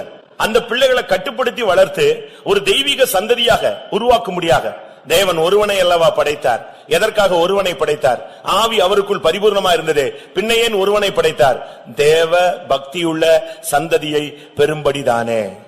தேவ பக்தியுள்ள ஒரு சந்ததியை பெற்று எடுக்கிறதுக்கு தான் கர்த்தர் ஒருவனை படைத்தார். மல்கியால அழகாக இந்த வசனம் சுட்டிக்காட்டப்பட்டிருக்கிறது. அப்படினால உங்களுக்கு பிள்ளைகள் இருக்கிறது நல்லது, அது தவறல்ல. பிள்ளை பேற்றினால் ஒரு பெண் ரட்சிக்கப்படுகிறாள் என்று வேதம் சொல்லுகிறது. ஆனா அந்த பிள்ளையை எப்படி வளர்க்கணும், எப்படி நடத்தணுங்கிற ஒரு கரெக்ட் பாலிசி நீங்க தேவனிடத்திலிருந்து கேட்டு பெற்றுக்கொண்டு நடத்தணும். அதுக்காக அந்த தாய் ஒரு பிரதிஷ்டை உள்ளவளாய் மாறினாள். அந்த பிள்ளையை ஒரு பிரதிஷ்டையில வளர்த்தா. என்ன நடந்தது? அடுத்த நாள் மறுபடியும் தூதன் வந்துட்டான். தூதன் வந்த உடனே இந்த மனைவி அந்த சகோதரி என்ன செஞ்சா தெரியுமா? கொஞ்சம் வெயிட் பண்ணுங்க, என் புருஷனை கூட்டு வரேன்னு சொன்ன. புருஷன் வந்தான். வந்த உடனே சொல்றான், நீங்க தான் ஏற்கனவே வந்தீங்களா, இப்பவும் நீங்க வந்தது நீங்க தானா? சரி, அப்படியானால் 12ஆம் வசனம், நியாயாதிபதிகள் 13:12. அப்பொழுது மனோவா, நீ சொன்ன காரியம் நிறைவேறும் போது அந்த பிள்ளையை எப்படி வளர்க்க வேண்டும், அதை எப்படி நடத்த வேண்டும் என்று கேட்டான். பாத்தீங்களா, ஒரு சாதாரண மனுஷனுக்கு இப்படிப்பட்ட ஒரு நாலேஜ் இருக்குன்னா, அபிஷேகம் பெற்ற பெற்றோர்கள் தங்களுடைய பிள்ளைகளை எப்படி வளர்க்கணும்? கூட்டத்துல உட்கார வைக்கணும், எழும்பி போக விடக்கூடாது, ஜெபத்துல கண்ண மூட வைக்கணும், ஜெபத்துல முழங்கால் பட வைக்கணும், பைபிள் வசனத்தை சொல்லிக் கொடுக்கணும், பைபிள் வசனத்தை மனப்பாடம் பண்ண வைக்கணும், அதை பிராக்டிஸ் பண்ண வைக்கணும், அதுக்கு பக்தி விருத்திக்கு ஏதவான டிரெஸ் போட்டு சொல்லிக் கொடுக்கணும், வந்தவங்களுக்கு விஷ் பண்ண சொல்லிக் கொடுக்கணும், யாரா இருந்தாலும் மரியாதை செலுத்த சொல்லிக் கொடுக்கணும். இது எல்லாமே சொல்லிக் கொடுக்காம காட்டுக்கழுதையை தன்னிச்சையாய் திரிய விட்டவன் யாருங்கிற மாதிரி நம்ம இஷ்டத்துக்கு விட்டுட்டா, தன் இஷ்டத்துக்கு விடப்பட்ட பிள்ளை ஒரு நாள் பெற்றோருக்கு தாய் தகப்பனுக்கு என்ன செய்வான்? கேவலத்தை, அவமானத்தை, வெக்கத்தை உடுத்துவான். ஒரே பிள்ளைங்கிறதுனால ஒண்ணு தப்பு இல்ல. 10 பிள்ளை இருந்தா தான் கண்டிக்கணும், 2 பிள்ளை இருந்தா தான் கண்டிக்கணும். ஒரே ஒரு பிள்ளையை எப்படி கண்டிக்கிறது? அப்படி கிடையாது. தேவன் ஒன்றதுல நிச்சயமா இந்த கணக்கை கேட்பார். இஸ்மவேலை கண்டிச்சு வளர்க்கறதுக்கு ஆபிரகாமுக்கு சக்தி இல்ல. அவன் பரியாசம் பண்ணி ஒரே விளையாட்டு, சிரிப்பு, நக்கல் இப்படி பண்ணிட்டு இருக்கான். ஆனா அவன் மூத்த பிள்ளையாச்சே, அவனை எப்படி பண்றது, அவனை கண்டிச்சா என்ன பண்றது? ஆகார் கோவிச்சுக்குவா. உடனே இந்த புருஷன் மனைவி அடிச்ச உடனே புருஷன் பிள்ளையை அடிச்சுட்டா மனைவிக்கு பயங்கர கோபம். நான் தான் பெத்து எடுத்தேன், உங்களுக்கு என்ன கஷ்டம், நீங்க பாட்டுக்கு அவனை பிடிச்சி அடிச்சு விட்டீங்க, அவன் இன்னைக்கு பாருங்க இவ்வளவு கஷ்டப்படுறான். அதே நேரத்துல மனைவி அடிச்சுட்டா, என் பிள்ளை நீ எப்படி அடிச்ச, இவன் போய் மனைவி அடிக்கிறது. இதெல்லாம் விசுவாசிகளுக்கு அழகே கிடையாது. தாய் கண்டிக்கிறான்னா புருஷனும் செஞ்ச தப்புக்கு அம்மா அடிக்கிறாங்க, அப்படித்தான் நீங்க பேசணும். தகப்பன் அடிச்சுட்டா தாய் போய் நீ செஞ்சிருப்ப, அப்பா நீ தப்பு பண்ணனால அப்பா அடிச்சிருக்கிறாரு அப்படிதான் சொல்லணும். உடனே உங்களுக்கு என்ன தெரியும்? இப்படி நீங்க பிள்ளைகளை தவறான விகற்பமான விதத்துல வளர்க்க கூடாது. ஏலி தன்னுடைய பிள்ளைகளை வளர்க்க தெரியாம வளர்த்து கடைசியில சாக தெரியாம செத்து ஒரே நாள்ல 2 பேரும் செத்தான். அடுத்த தகப்பனும் செத்தார். ஏன் இப்படி ஒரு மருமகளும் செத்தா? இதுக்கெல்லாம் காரணம் என்ன தெரியுமா? கர்த்தர் சொல்றாரு, உன்னுடைய குமாரர்களை என்னை விட அதிகமாக நீ மதித்து விட்டாய், என்னை மதியாமல் உன் குமாரரை நீ மதித்து விட்டாய், உன் பிள்ளைகளை அடக்காமல் போன பாவத்தின் நிமித்தம் உன் குடும்பத்துக்கு என்றைக்கும் நீங்காத நியாயத்தை. தமிழ்ல சொல்லுவாங்க, 5ல வளையலன்னா 50ல என்ன செய்யாது, வளையாது. பைபிள் என்ன சொல்லுகிறது? அவனை நடத்த வேண்டிய வழியில நடத்து, முதிர் வயதில் அவன் அதை என்ன செய்ய விடாமல் பற்றி இருப்பான். உங்களுக்கு பாசம் இருக்கலாம், பாசத்தினுடைய வெளிப்பாடே கண்டிப்பு தான். கர்த்தர் எவனை அன்பு கூறுகிறாரோ அவனை அவர் என்ன செய்கிறார்? சிட்சிக்கிறார். சிட்சிக்காமல் போனால் அவன் வேசியின் பிள்ளையின் பைபிள் சொல்லு. அப்படினால உங்களுடைய பிள்ளைகளை நீங்க சரியா வளர்க்கலன்னு சொன்னா நீங்க வெட்கப்பட்டு போகாட்டாலும் உங்க பிள்ளைகள் நிமித்தம் நீங்க வெட்கப்படுத்தப்படுவீங்க. அதை நீங்க கண்டிக்க வேண்டிய இடத்துல கண்டிக்கணும், அன்பை செலுத்த வேண்டிய நேரத்தில் அன்பை செலுத்தணும். அதை அழகா நீங்க கொண்டு வரக்கூடிய ஒரு நசரேனாக அவனை உருவாக்கலாம், ஒரு பவுலாக உருவாக்கலாம், ஒரு மோசையா உருவாக்கலாம், ஒரு தெய்வீக சந்ததியா அவனை உருவாக்கலாம், அவனை ஒரு தீர்க்கதரிசியா உருவாக்கலாம், அவனை ஒரு ஆசாரியனா உருவாக்கலாம், அவனை ஒரு சுவிசேஷகனா உருவாக்கலாம். ஆனா அதை விட்டுட்டு நம்ம எப்படி உருவாக்குறோம்? நம்ம எப்படி அப்படி உருவாக்குறோம்? சீகன் பால்கன்னு நீங்க ஒரு மிஷனரிய கேள்விப்பட்டிருப்பீங்க. தரங்கம்பாடியில தமிழ் பைபிள முதலாவது தமிழ் பைபிள உண்டாக்குன ஒரு நல்ல ஒரு தெய்வீக மனிதன். தமிழ்ல ஃபர்ஸ்ட் பைபிள அவர்தான் மொழிபெயர்த்து கொண்டு வரார். அவர் 3 வயசோ 4 வயசோ இருக்கும்போது அவங்க அம்மா சாக படுக்கையில கிடக்குறாங்க, செத்து போக போறாங்க. செத்து போக போற சகோதரியை சுத்தி அந்த பிள்ளைகளும் நிக்குது, புருஷனும் நிக்கிறான். அந்த சகோதரி சொன்னா, என்னுடைய ஓட்டம் முடிய போகுது, இந்த பிள்ளைகள் எல்லாம் நீங்க தெய்வீகமா பாதுகாத்துக் கொள்ளுங்க, நல்லா வளர்த்துருங்க. இவனை சீகனை எப்படியாயினும் நீங்க ஒரு மிஷனரியா சுவிசேஷம் அறிவிக்கப்படாத இடத்துல இவனை ஒரு சுவிசேஷகனா கொண்டு போய் நீங்க நிறுத்தணும், அப்படித்தான் இவனை நீ வளர்க்கணும்னு சொன்னாங்களாம். அவர் அப்படியே இவ செத்து போறா, இப்ப போய் என்னத்திலாமோ சொல்லிட்டு இருக்காளேன்னு அப்படியே அழுகுற. அப்ப அவ சொல்றா, அந்த பெண் சொல்றா, சாகும்போது அவனை சுவிசேஷகனா மிஷனரியா வளர்த்து மிஷனரியா அனுப்புவேன்னு எனக்கு பிராமிஸ் பண்ணி கொடுங்க. இந்த குட்டி பையனுக்கு ஒண்ணுமே தெரியாது, 4 வயசோ 3 வயசோ அப்படியே நிக்கிறான். அவனை கைய எடுத்து இவர் கைய பிடிச்சு அந்த செத்து போற மனைவியினுடைய கையில வச்சு 3 பேருக்கும், அந்த பையனுக்கு ஒண்ணுமே தெரியல, அம்மா அப்பா ஏன் தாங்க கைய பிடிச்சாங்கன்னே தெரியாது. அப்படியே பிடிச்சு அன்னைக்கு ஒரு உடன்படிக்கை பண்றாரு. அன்றைக்கு அந்த மனைவி செத்து போயிட்டா. அந்த தகப்பன் அன்னைக்கு சொன்ன வார்த்தைக்காக அந்த பிள்ளைய வளர்த்து மிஷனரியா இந்தியாவுக்கு அனுப்புனார். யாராவது அனுப்புறீங்க? இப்படிப்பட்ட பெற்றோர்கள் இருக்கீங்களா? சாகும்போது என் பிள்ளைய நல்லா பாத்துக்கோங்க, நல்ல இடத்துல கல்யாணம் கட்டி கொடுத்துருங்க, நல்லா வச்சிருங்கன்னு தான் சொல்லுவோமே தவிர என் பிள்ளை சுவிசேஷத்துக்காக சாகணுங்கிற வெளிப்பாடு இன்னைக்கு புதிய ஏற்பாட்டு பெந்தேகோஸ்தே சபை விசுவாசிகளுக்கு இல்லை. ஆனா இஷ்டத்துக்கு பிள்ளைய விட்டுட்டு அந்த பிள்ளைய ஒருத்தன் கண்டிச்சிட்டான்னா உடனே சண்டே ஸ்கூலுக்கு அனுப்புறது இல்ல. அந்த பிள்ளைய சண்டே ஸ்கூல்ல யாரோ சத்தம் போட்டாங்களாம், உடனே சண்டே ஸ்கூலுக்கு அனுப்ப மாட்டோம். இப்போ பாதாளத்துக்கு கூட்டி போயிரு பிள்ளைய. அவன் 25 வயசு 40 வருஷம் வளர்ந்து பாதாளத்துக்கு போறதுக்கு இன்னைக்கு நீ அவனை இழுத்துட்டு போயிடுற. கண்டிக்கட்டும், அடிக்கட்டும், கண்டிக்கட்டும், சரிப்படுத்தட்டும், உருவாக்கட்டும். என் பிள்ளை அப்படி யாராவது டீச்சர் சத்தம் போட்டாங்கன்னா சத்தம் போடுவாங்க, நீ தப்பு பண்ணிருப்ப, சத்தம் போட்டுருப்பாங்க. அப்படி நீங்க சொல்ற பெற்றோர்கள் தான் நமக்கு சபைக்கு தேவை. ஐயோ இல்ல என் பிள்ளைய பார்த்தே சத்தம் போட்டாங்க, என் பிள்ளைய பார்த்தே ட்ரீட்மெண்ட் பண்ணிட்டான், ஒன்னும் பண்ண முடியாது. இஷ்டத்துக்கு விடப்பட்ட பிள்ளை அவன் தகப்பனுக்கு தாய்க்கும் லட்சையை உண்டு பண்ணுவான். அதனால நீங்கள் உங்களுடைய பிள்ளைகளை கண்டிப்பா வளருங்க, அன்பா வளருங்க, பாசத்தோடு வளருங்க. அதே நேரத்துல தெய்வீகமாய் வளர்த்து எப்படி வளர்க்கணும் கொண்டு இல்லன்னு சொன்னா இந்த பிள்ளைகள் பிற்காலத்துல உங்களுக்கு அவமானத்தை கொண்டு வருவார்கள். எரேமியா 17:13 பார்க்கும் பொழுது, எரேமியா 17:13, இஸ்ரவேலின் நம்பிக்கையாகிய கர்த்தாவே, உம்மை விட்டு விலகுகிற யாவரும் வெட்கப்படுவார்கள்.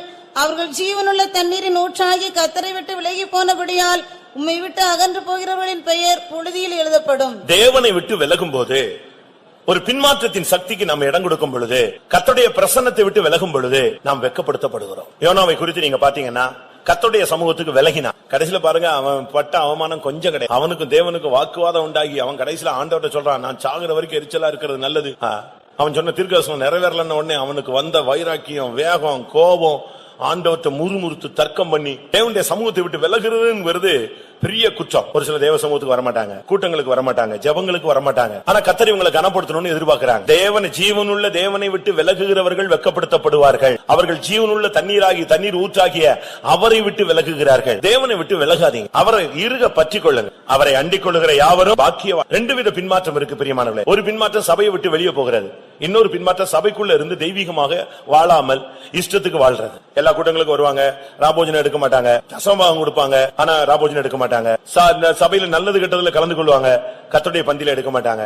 இது எதை காண்பிக்கிறதுன்னு சொன்னா, தேவனை விட்டு நீ விலகி இருக்கிற, ஒரு பகுதியில் நீ விலகி இருக்கிற. ஆனா ஒரு சிலர் அப்படி இல்ல, மொத்தமா சபையை விட்டு வெளியே போயிடுவாங்க. அது பிற்காலத்துல அவங்க வெட்கப்படுத்தப்படுவார்கள், நித்தியத்துல அவர்கள் வெட்கப்படுத்தப்படுவார். நம்முடைய ஜீவியத்துல இதனாலதான் இப்படிப்பட்ட சில காரியங்கள் வேதத்துல சொல்லப்பட்டிருக்கிறது. அதனால நம்ம வெட்கப்படுத்தப்படும். ஒரு சிலர் எப்பவுமே பெரிய இடத்தை எதிர்பார்ப்பாங்க, பேர் பெருமைப்படணும், நான்கிற ஒரு அகந்த உண்டாகும். எங்க போனாலும் முன்னால போய் உட்கார்ந்துக்குவாங்க. முதல் நான் தான் பெரியாள், நான் தான் பெரியாள். அப்படி எடுக்கும்போது நம்ம வெட்கப்படுத்தப்படுகிறோம். லூக்கா எழுதின சுவிசேஷம் 14ஆம் அதிகாரம் 9ஆம் வசனத்துல, ஒரு விருந்துக்கு அழைக்கப்பட்டிருந்தால் நீ முதன்மையான இடத்தில் போய் உட்காராதே, அப்பொழுது அந்த வீட்டுக்காரன் வந்து உன்னை தாழ்ந்த இடத்தில் உட்கார வைக்கும் பொழுது நீ வெட்கப்படுத்தப்படுவாய். நம்ம உயர்த்துகிறது, நம்மை ஒரு பொருட்டாக எண்ணவே கூடாது. நாம் எவ்வளவு நம்மை தாழ்த்துகிறோமோ அவ்வளவாக தேவன் நம்மை கனப்படுத்துவார். ஆனா நம்மில் அநேகர் நம்மை மற்றவர்கள் கனப்படுத்தணும், மேன்மைப்படுத்தணும், இப்படி நம்ம எதிர்பார்த்து போகிறதுனால நம்மில் ஒரு சிலர் சில சூழ்நிலைகளிலே, சில சந்தர்ப்பங்களிலே, குடும்ப சூழ்நிலைகளிலே நாம் சில நேரங்களில் வெட்கப்படுத்தப்பட்டு விடுகிறோம். சங்கீதத்தில் நாம் பார்க்கும் பொழுது 129ஆம் சங்கீதம் 5ஆம் வசனம், சீயோனை பகைக்கிற அனைவரும் வெட்கி பின்னிட்டு திரும்ப கடவர்கள். சீயோனை பகைத்தல், இது ஒரு சத்தியம். சீயோன் என்கிற அந்த மேன்மையான உபதேசத்தை நம்ம பகைக்கும் பொழுது நாம் வெட்கப்படும். சீயோனுக்குன்னு ஒரு பிறப்பு இருக்கு, சீயோனுக்குன்னு ஒரு வளர்ப்பு இருக்கு, சீயோனுக்குன்னு ஒரு அழைப்பு இருக்கு, சீயோனுக்குன்னு ஒரு மகிமையான வாழ்க்கை இருக்கு, சீயோனுக்குன்னு ஒரு மகிமையான ஊழியம் இருக்கு, சீயோனுக்கென்று ஒரு மகிமையான ஐக்கியம் இருக்கிறது. இந்த ஐக்கியத்தை பகைக்கும் பொழுது, இந்த அன்பின் ஐக்கியத்தை பகைக்கும் பொழுது, இந்த உபதேசத்தை வெறுக்கும் பொழுது, நாம் நித்தியத்துல வரும் பொழுது நம்ம வெட்கப்படுறோம். அந்த சீயோன் சொன்னாங்களே, ஆமா இது உண்மைதான். எழுத்தின் பிரகாரமான சீயோன் ஒரு இடம் இருக்கிறது, ஆனா பரம சீயோன் ஒன்னு இருக்கிறது. பரலோக ஆட்டுக்குட்டியானவரோடு சீயோன் மலையில் நிற்கிற ஒரு வாழ்க்கையை இந்த உலகத்தில் வாழ்ந்தால் பிதாவின் நாமம் தரிக்கப்பட்ட ஒரு கூட்டம் சீயோன் மலையில போய் அவரோடு நிற்பார். இது பரலோகத்துல ஒரு முக்கியமான ஒரு வாசஸ்தலம். பிரியமான, இதுக்குன்னு ஒரு உபதேசம் இருக்கு. ஒரு சிலருக்கு இந்த உபதேசம் பிடிக்காது, பிரசங்கம் பிடிக்கும். புரியுதா உங்களுக்கு? பிரசங்கம் பிடிக்கும், ஆனா எது பிடிக்காது? இந்த உபதேசம் பிடிக்காது. ஊழியக்காரங்க பிடிக்கும், ஆனா இந்த ஊழியத்தினுடைய பாலிசி பிடிக்காது. அப்படித்தான் அநேகர் சொல்றாங்க, நல்லாதான் ஊழியம் செய்யறாங்க, ஆனா இப்படித்தான் செய்யணும்னு என்ன பண்றது? நல்ல பிரசங்கங்கள்லாம் நல்லா இருக்கு, ஆனா இவங்க உபதேசம் எப்படி இருக்கு? ரொம்ப டஃபா இருக்கு. யோவான் எழுதின சுவிசேஷம் 6ஆம் அதிகாரத்திலேயே இப்படி ஒரு கேள்வி இருந்ததாக இயேசு சொல்லுகிறார். யோவான் 6லயே அவங்க சொன்னாங்க, இது ஒரு கடினமான உபதேசம், இப்படி இவ்வளவு டஃபா பிரசங்கம் பண்ணா யார் அதை ஃபாலோ பண்ண முடியும் அப்படிங்கிற ஒரு கேள்வி யோவான் 6:60 உண்டானது. அவருடைய சீஷரில் அநேகர் இவைகளை கேட்ட பொழுது, இது கடினமான உபதேசம், யார் இதை கேட்பார்கள் என்றார்கள். பாத்தீங்களா, அன்னைக்கு இது ஒரு கடினமான உபதேசம் தான் இருந்துச்சு. ஆனா இயேசுவை பிடிக்கும், அற்புதங்கள் பிடிக்கும், அதிசயங்கள் பிடிக்கும், பின்னாலேயே சாப்பிடாம கூட சுத்திக்கிட்டே வருவான். ஆனா உபதேசம் வரும்போது அவங்களுக்கு பிடிக்காது. இன்னைக்கு நம்முடைய ஊழியம், நம்முடைய ஜெபம், இதெல்லாம் ஒரு சிலருக்கு ரொம்ப பிடிக்கிறது. ஆனால் உபதேசம் தான் அவங்களுக்கு ரொம்ப டஃபா. சில பெரிய ஸ்கூல்ல பிடிக்கும், அந்த ஸ்கூல்ல உள்ள படிப்பு முறைகள் பிடிக்கும், ஆனா சிலபஸ் எப்படி இருக்கு? ரொம்ப டஃபா. சீயோனை பகைப்போர் ஊழியத்தை பகைக்கிறது, ஊழியர்களை பகைப்பது, ஐக்கியத்தை பகைப்பது, உபதேசத்தை பகைப்பது, இவைகள் எல்லாம் நமக்கு வெட்கத்தை உடுத்தக்கூடிய ஒரு காரியம். அபிஷேகம் பெற்றிருக்கலாம் பிரியமானவர்களே, நல்ல தீர்க்கதரிசிகளாக நாம் இருக்கலாம், அருமையான ஊழியத்தை செய்யலாம், கர்த்தருடைய கிருபை, அழைப்பு, வேறு பிரிதல் எல்லாம் நமக்கு இருக்கும். நமக்கு கர்த்தர் நம்மை நேசிக்கிறார், நம்மை ஆசீர்வதிக்கிறார், பல சம்பவங்கள் இருக்கிறது. ஆனால் வெட்கப்படுத்தப்படுவதின் ரகசியம் என்ன? மற்றவர்களுடைய குறைகளை, மன்னித்த காரியங்களை நாம் பேசுவது, பெரிய குற்றங்கள், அக்கிரமங்களுக்கு நாம் இடைபடுவது, பொருளாசைக்கு நாம் இடம் கொடுப்பது, பிள்ளைகளை தாறுமாறாய் வளர்ப்பது, தேவனை விட்டு நாம் விலகி போகிற, நமக்கு சபைக்குள்ளே ஒரு முதலிடத்தை இப்படி நாம் பார்க்கும் பொழுது நாம் வெட்கப்படுத்தப்பட்டு போகிறோம். ஆனால் வேதம் சொல்லுகிறது, நமக்கு வாக்குத்தத்தமும் கொடுக்கிறது, தேவனும் நம்மை குறித்து சொல்லுகிறார், என் ஜனங்கள் ஒருபோதும் வெட்கப்பட்டு போவதில்லை. நாம் எப்படி இருந்தால் வெட்கப்பட்டு போக மாட்டோம் என்று சில வசனங்களை நான் உங்களுக்கு முன்பாக வைக்க விரும்புகிறேன். 37ஆம் சங்கீதம் 18-19 வசனங்கள். உத்தமர்களின் நாட்களை கர்த்தர் அறிந்திருக்கிறார், அவர்கள் சுதந்திரம் என்னென்றைக்கும் இருக்கும். அவர்கள் ஆபத்து காலத்திலே வெட்கப்பட்டு போகாதிருந்து பஞ்ச காலத்திலே திருப்தி அடைவார்கள். உத்தமர்கள் ஆபத்து காலத்திலே வெட்கப்பட்டு போகாதிருப்பார்கள். கிறிஸ்தவ வாழ்க்கையில ஒரு உத்தமமான ஒரு வாழ்க்கை இருக்கிறது. தேவனுடைய ஜனங்கள்ல பல கூட்டங்கள் இருக்கிறார், ஆனா அதுல ஒரு கூட்டத்தை கர்த்தர் உத்தமமானவர்களாய் பார்க்கிறார். உத்தமர்கள், உத்தமர்களாக இந்த சபைக்குள்ள இருக்கிற தேவனுடைய ஜனங்கள், நீங்கள் ஒருபோதும் வெட்கப்பட்டு போவது இல்லை. எப்பொழுது ஒரு மனிதன் உத்தமனாகிறான்? 19ஆம் சங்கீதம் 12-13 வசனங்களை பார்க்கும் பொழுது, தன் பிழைகளை உணர்கிறவன் யார்?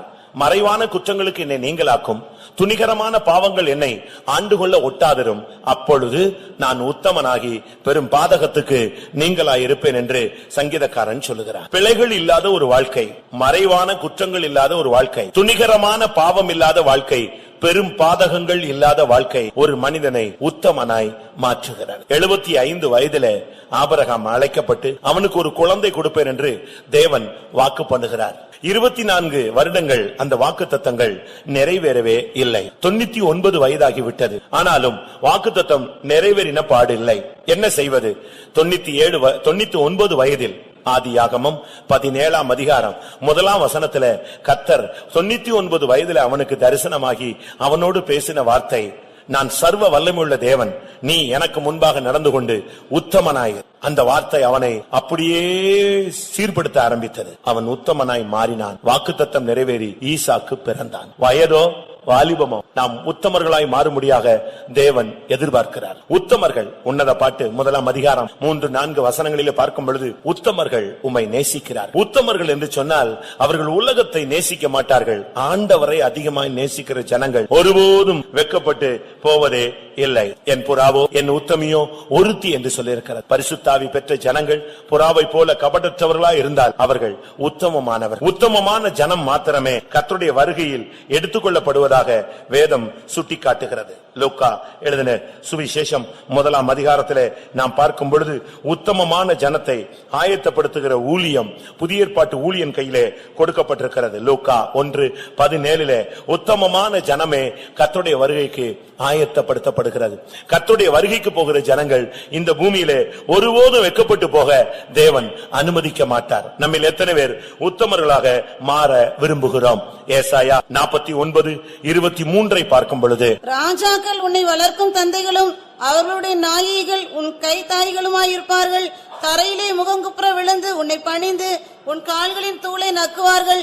நான் கர்த்தர், எனக்கு காத்திருக்கிறவர்கள் வெட்கப்படுவது இல்லை என்பதை அப்பொழுது அறிந்து கொள்வாய். சத்துருக்கள் எல்லாம் உன் காலில் விழ வைப்பார். அதுதான் தேவனுடைய திட்டம். நீ நிமிர்ந்து நிற்பாய், மற்ற அரிக்கட்டுகள் உனக்கு முன்பாக வணங்கி நிற்கும். நீ நிமிர்ந்து நிற்பாய், சூரியன் சந்திரன் நட்சத்திரங்கள் உனக்கு பணிந்து நிற்கும். இதுதான் உன்னுடைய அழைப்பு. உன்னை ஒருபோதும் வெட்கப்பட்டு போக தேவன் அனுமதிக்கிறதில்லை. நீ ஒரு உத்தமமான வாழ்க்கை வாழ்ந்தால் கர்த்தர் உன்னை ஒருபோதும் வெட்கத்துக்கு அனுமதிக்க மாட்டார். இரண்டாவது, நீ கர்த்தருக்கு காத்திருக்க வேண்டும். தேவனுடைய செயல்கள் உன் வாழ்வில் நடக்கும்படியாக, தேவனுடைய கிரியைகள் உனக்கு நடக்கும்படியாக எனக்கு காத்திரு என்றுதான் கர்த்தர் பேசுகிறார். பரிசுத்தவான்களுடைய வேதத்தின் வசனத்தின் வெளிச்சத்திலே நான் பார்க்கும் பொழுது அவருக்கு காத்திருக்கிறவர்கள் செட்டைகளை அடித்து உயர எழும்பி இருப்பதை நாம் பார்க்கலாம். அவர்களுக்கு சோர்வோ இளைப்போ கிடையாது. கர்த்தருக்கு காத்திருக்கிறவர்கள் கழுகை போல செட்டைகளை அடித்து உயர எழும்புவார்கள் சொல்லி இருக்கிறார். ஜெபத்திலே காத்திருங்கள், உபவாசத்திலே காத்திருங்கள், விசுவாசத்திலே காத்திருங்கள், கர்த்தருடைய வருகைக்கு பதில் வருவரை காத்திருங்கள், தேவன் உங்களுக்காக கிரியை செய்யும் வரை காத்திருங்கள், தேவன் உங்களுக்காக எழுந்தருளி சத்துருக்களை சிதறடிக்கும் வரை நீங்கள் காத்திருங்கள். கழுகை போல அந்த சிறகுகள், அந்த இறகுகள் மறுபடி முளைத்து ஒரு புதிய பலன், ஒரு வால வயது வருவரை நீங்கள் காத்திருங்கள். தேவன் உங்களுக்கு என்ன சொல்ல போகிறார் என்பதை அறியும் வரை தேவனுடைய சமூகத்திலே தரித்திருங்கள். பிரியமானவர்களே, தேவனுக்கு காத்திருக்கிற ஜனம் ஒருபோதும் வெட்கப்பட்டு போனதே இல்லை. அவருக்கு காத்திரு, அவரே உன் காரியத்தை வாய்க்க பண்ணுவார் என்று சொல்லி இருக்கிறார். இன்றைக்கு தேவனுடைய ஜனங்கள் வெட்கப்பட்டு போறதுக்கு காரணம் என்ன?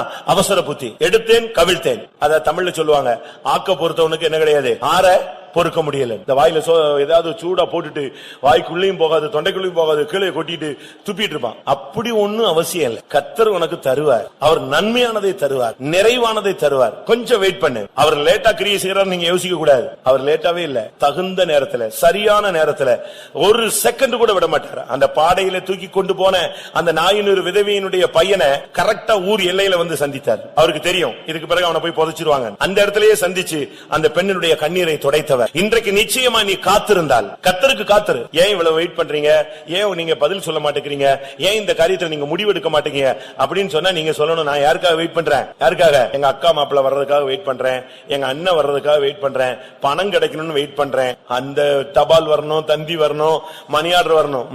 யாருக்காக காத்திருக்கணும்? தேவனுக்காக நீ காத்து. எனக்கு காத்திருக்கிறவர்கள் ஒருபோதும் வெட்கப்பட்டு போவதில்லை. ரோமர் 5ஆம் அதிகாரம் 5ஆம் வசனத்தை பார்க்கும் பொழுது, மேலும் நமக்கு அருளப்பட்ட பரிசுத்த ஆவியினாலே தேவ அன்பு நம்முடைய இருதயங்களில் ஊற்றப்பட்டு இருக்கிறபடியால் அந்த நம்பிக்கை நம்மை வெட்கப்படுத்தாது. கர்த்தர் மேல உனக்கு நம்பிக்கை இருக்கணும். உன்னை அழைத்த தேவன் உண்மை உள்ளவர் என்று உனக்கு நம்பிக்கை இருக்கணும்.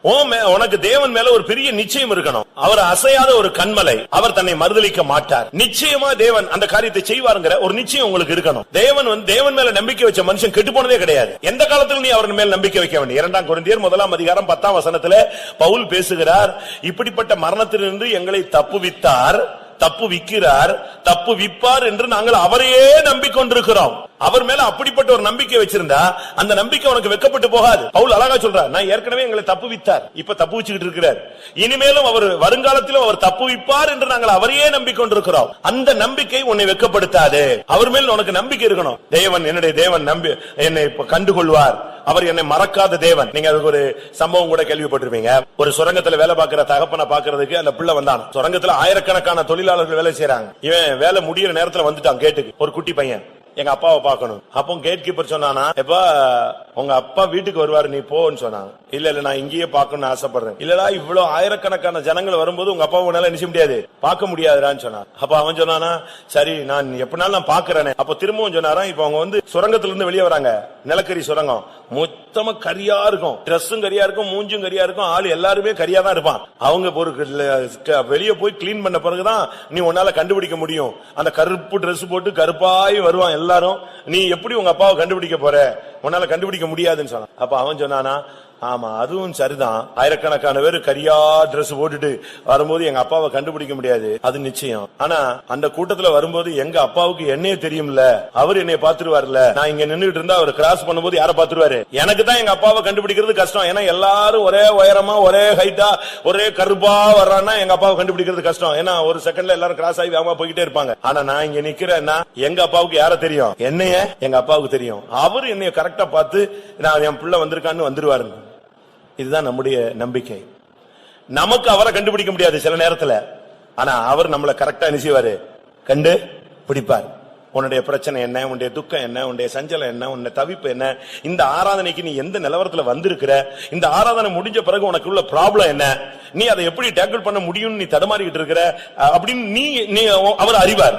ஆனா அதே நேரத்துல அதை எப்படி டேக்கிள் பண்ணலாங்கிற ஒரு சொல்யூஷனோட தான் அவர் வந்திருக்கிறார். வெக்கப்பட்டுருவோமோ நீ வந்திருக்கிற, நீ வெக்கப்படாம இருக்கணும்னா உனக்கு இந்த ஆலோசனை எல்லாம் தேவ ஆவியானவர் உனக்கு கொடுக்கிறார். ரோமர் 10:11 அவரிடத்தில் விசுவாசமா இருக்கிறவன் வெக்கப்பட்டு போவதில்லை. அவர் மேல சரியான ஒரு விசுவாசத்தை கொண்டு வாங்க. நான் விசுவாசிக்கிறவர் இன்னார் என்று அறிவேன், அவர் உண்டென்றும் தம்மை தேடுகிறவருக்கு அவர் பலன் அளிக்கிறவர் என்றும் என்ன செய்ய வேண்டும், விசுவாசிக்க வேண்டும். விசுவாசமானது நம்பப்படுகிறவர்களின் உறுதியும் காணப்படாதவைகளின் நிச்சயமா இருக்கிறது. உனக்கு ஒரு சரியான ஒரு விசுவாசம், நான் ஆராதிக்கிற தேவன் என்னை தப்புவிக்க வல்லவர், நான் விசுவாசிக்கிறேன். அப்படி தப்புவியாமல் போனாலும் அவருக்காக நான் மரிக்கவும் ஆயத்தமா இருக்கிறேன். அது என்னுடைய விசுவாசத்தின் பூரணம். பிரியமானவர்களே, நம்மில் எத்தனை பேர் தேவனை விசுவாசிக்கிறோம்? நீ விசுவாசித்தா நீ வெக்கப்பட்டு போறதே இல்லை. நீ அவர் மேல் நம்பிக்கை வைத்திருந்தால் அந்த நம்பிக்கை வெக்கப்பட்டு போகாது. நீ அவருக்கே காத்திருந்தால் நிச்சயமாய் அவர் உன்னை வெக்கப்பட அனுமதிக்கவே மாட்டார். உன்னுடைய வாழ்க்கையில தனிப்பட்ட ஜீவியத்துல நீ ஒரு உத்தமனாக உன்னுடைய வாழ்க்கையை நீ பாதுகாத்து பராமரித்து வந்தால் நிச்சயமாய் நீ வெக்கப்பட்டு போவதே இல்லை. 34 சங்கீதம் 5 அவரை நோக்கி பார்த்தவர்கள் பிரகாசம் அடைந்தார்கள், அவர்களுடைய முகங்கள் வெக்கப்பட்டு போனதே இல்லை. என்னுடைய முகத்தை தேடுங்கள் என்று சொன்னீரே கர்த்தாவே, உம்முடைய முகத்தையே தேடுகிறோம் என்று ஒரு மனிதன் சொன்னான். ஆண்டவரை நோக்கி பாருங்கள். பிரச்சனைகள் மத்தியில, நெருக்கங்கள் மத்தியில, நிர்பந்தமான சூழ்நிலைகளின் மத்தியில சிக்கி இருக்கும் பொழுது நீங்கள் பார்க்க வேண்டிய ஒரு ஆள் இருக்கிறார். அவரை நோக்கி பார். அவரை நோக்கி பார்த்தால் நீ வெக்கப்பட்டு போவதே இல்லை. ஏனென்றால் அவரை நோக்கி பார்த்தவர்களுடைய முகங்கள் வெக்கப்பட்டு போனதில்லை பைபிள் சொல்லி இருக்கிறார். ஒரு வேளை பிரியமானவர்களே, இதுவரை நீங்கள் வெட்கப்படுத்தப்பட்டு போனீர்களா? யோசித்து பாருங்க. ஏன் வெட்கப்பட்டு போயிட்டோம், எதனால இப்படி நடந்துச்சுன்னு இப்போ ஓரளவு உங்களுக்கு புரிஞ்சுக்கிட்டீங்க. தேவன் உனக்கு துணை நின்றால் நீ வெட்கப்பட மாட்டாய். ஏசாயா 50:7 சொல்லி இருக்கு, தேவன் எனக்கு துணை நிற்கிறார், நான் வெட்கப்பட்டு போவதில்லை என்று நான் அறிந்திருக்கிறேன்.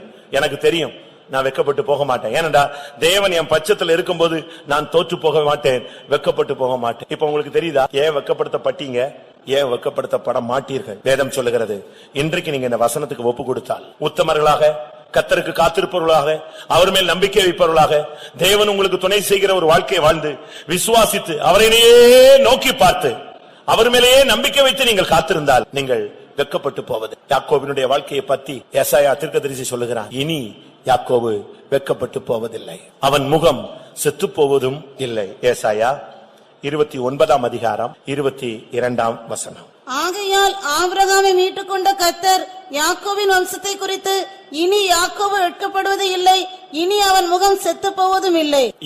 இனினா என்ன அர்த்தம்? இதுவரைக்கும் அவன் வெட்கப்படுத்தப்பட்டுட்டான். அவனுடைய வாழ்க்கையில பல பிள்ளைகளை சரியான விதத்துல வளர்க்கல, தீனால இஷ்டத்துக்கு விட்டுட்டான். ஒரு சுத்தி பாக்குற உடனே பெர்மிட் கொடுத்துட்டான். பிள்ளைகளை கட்டுப்படுத்த முடியாத ஒரு சூழ்நிலை. சில நேரங்கள்ல வெட்கப்படுத்தப்படுகிற சூழ்நிலையில அவன் தள்ளப்பட்டான்.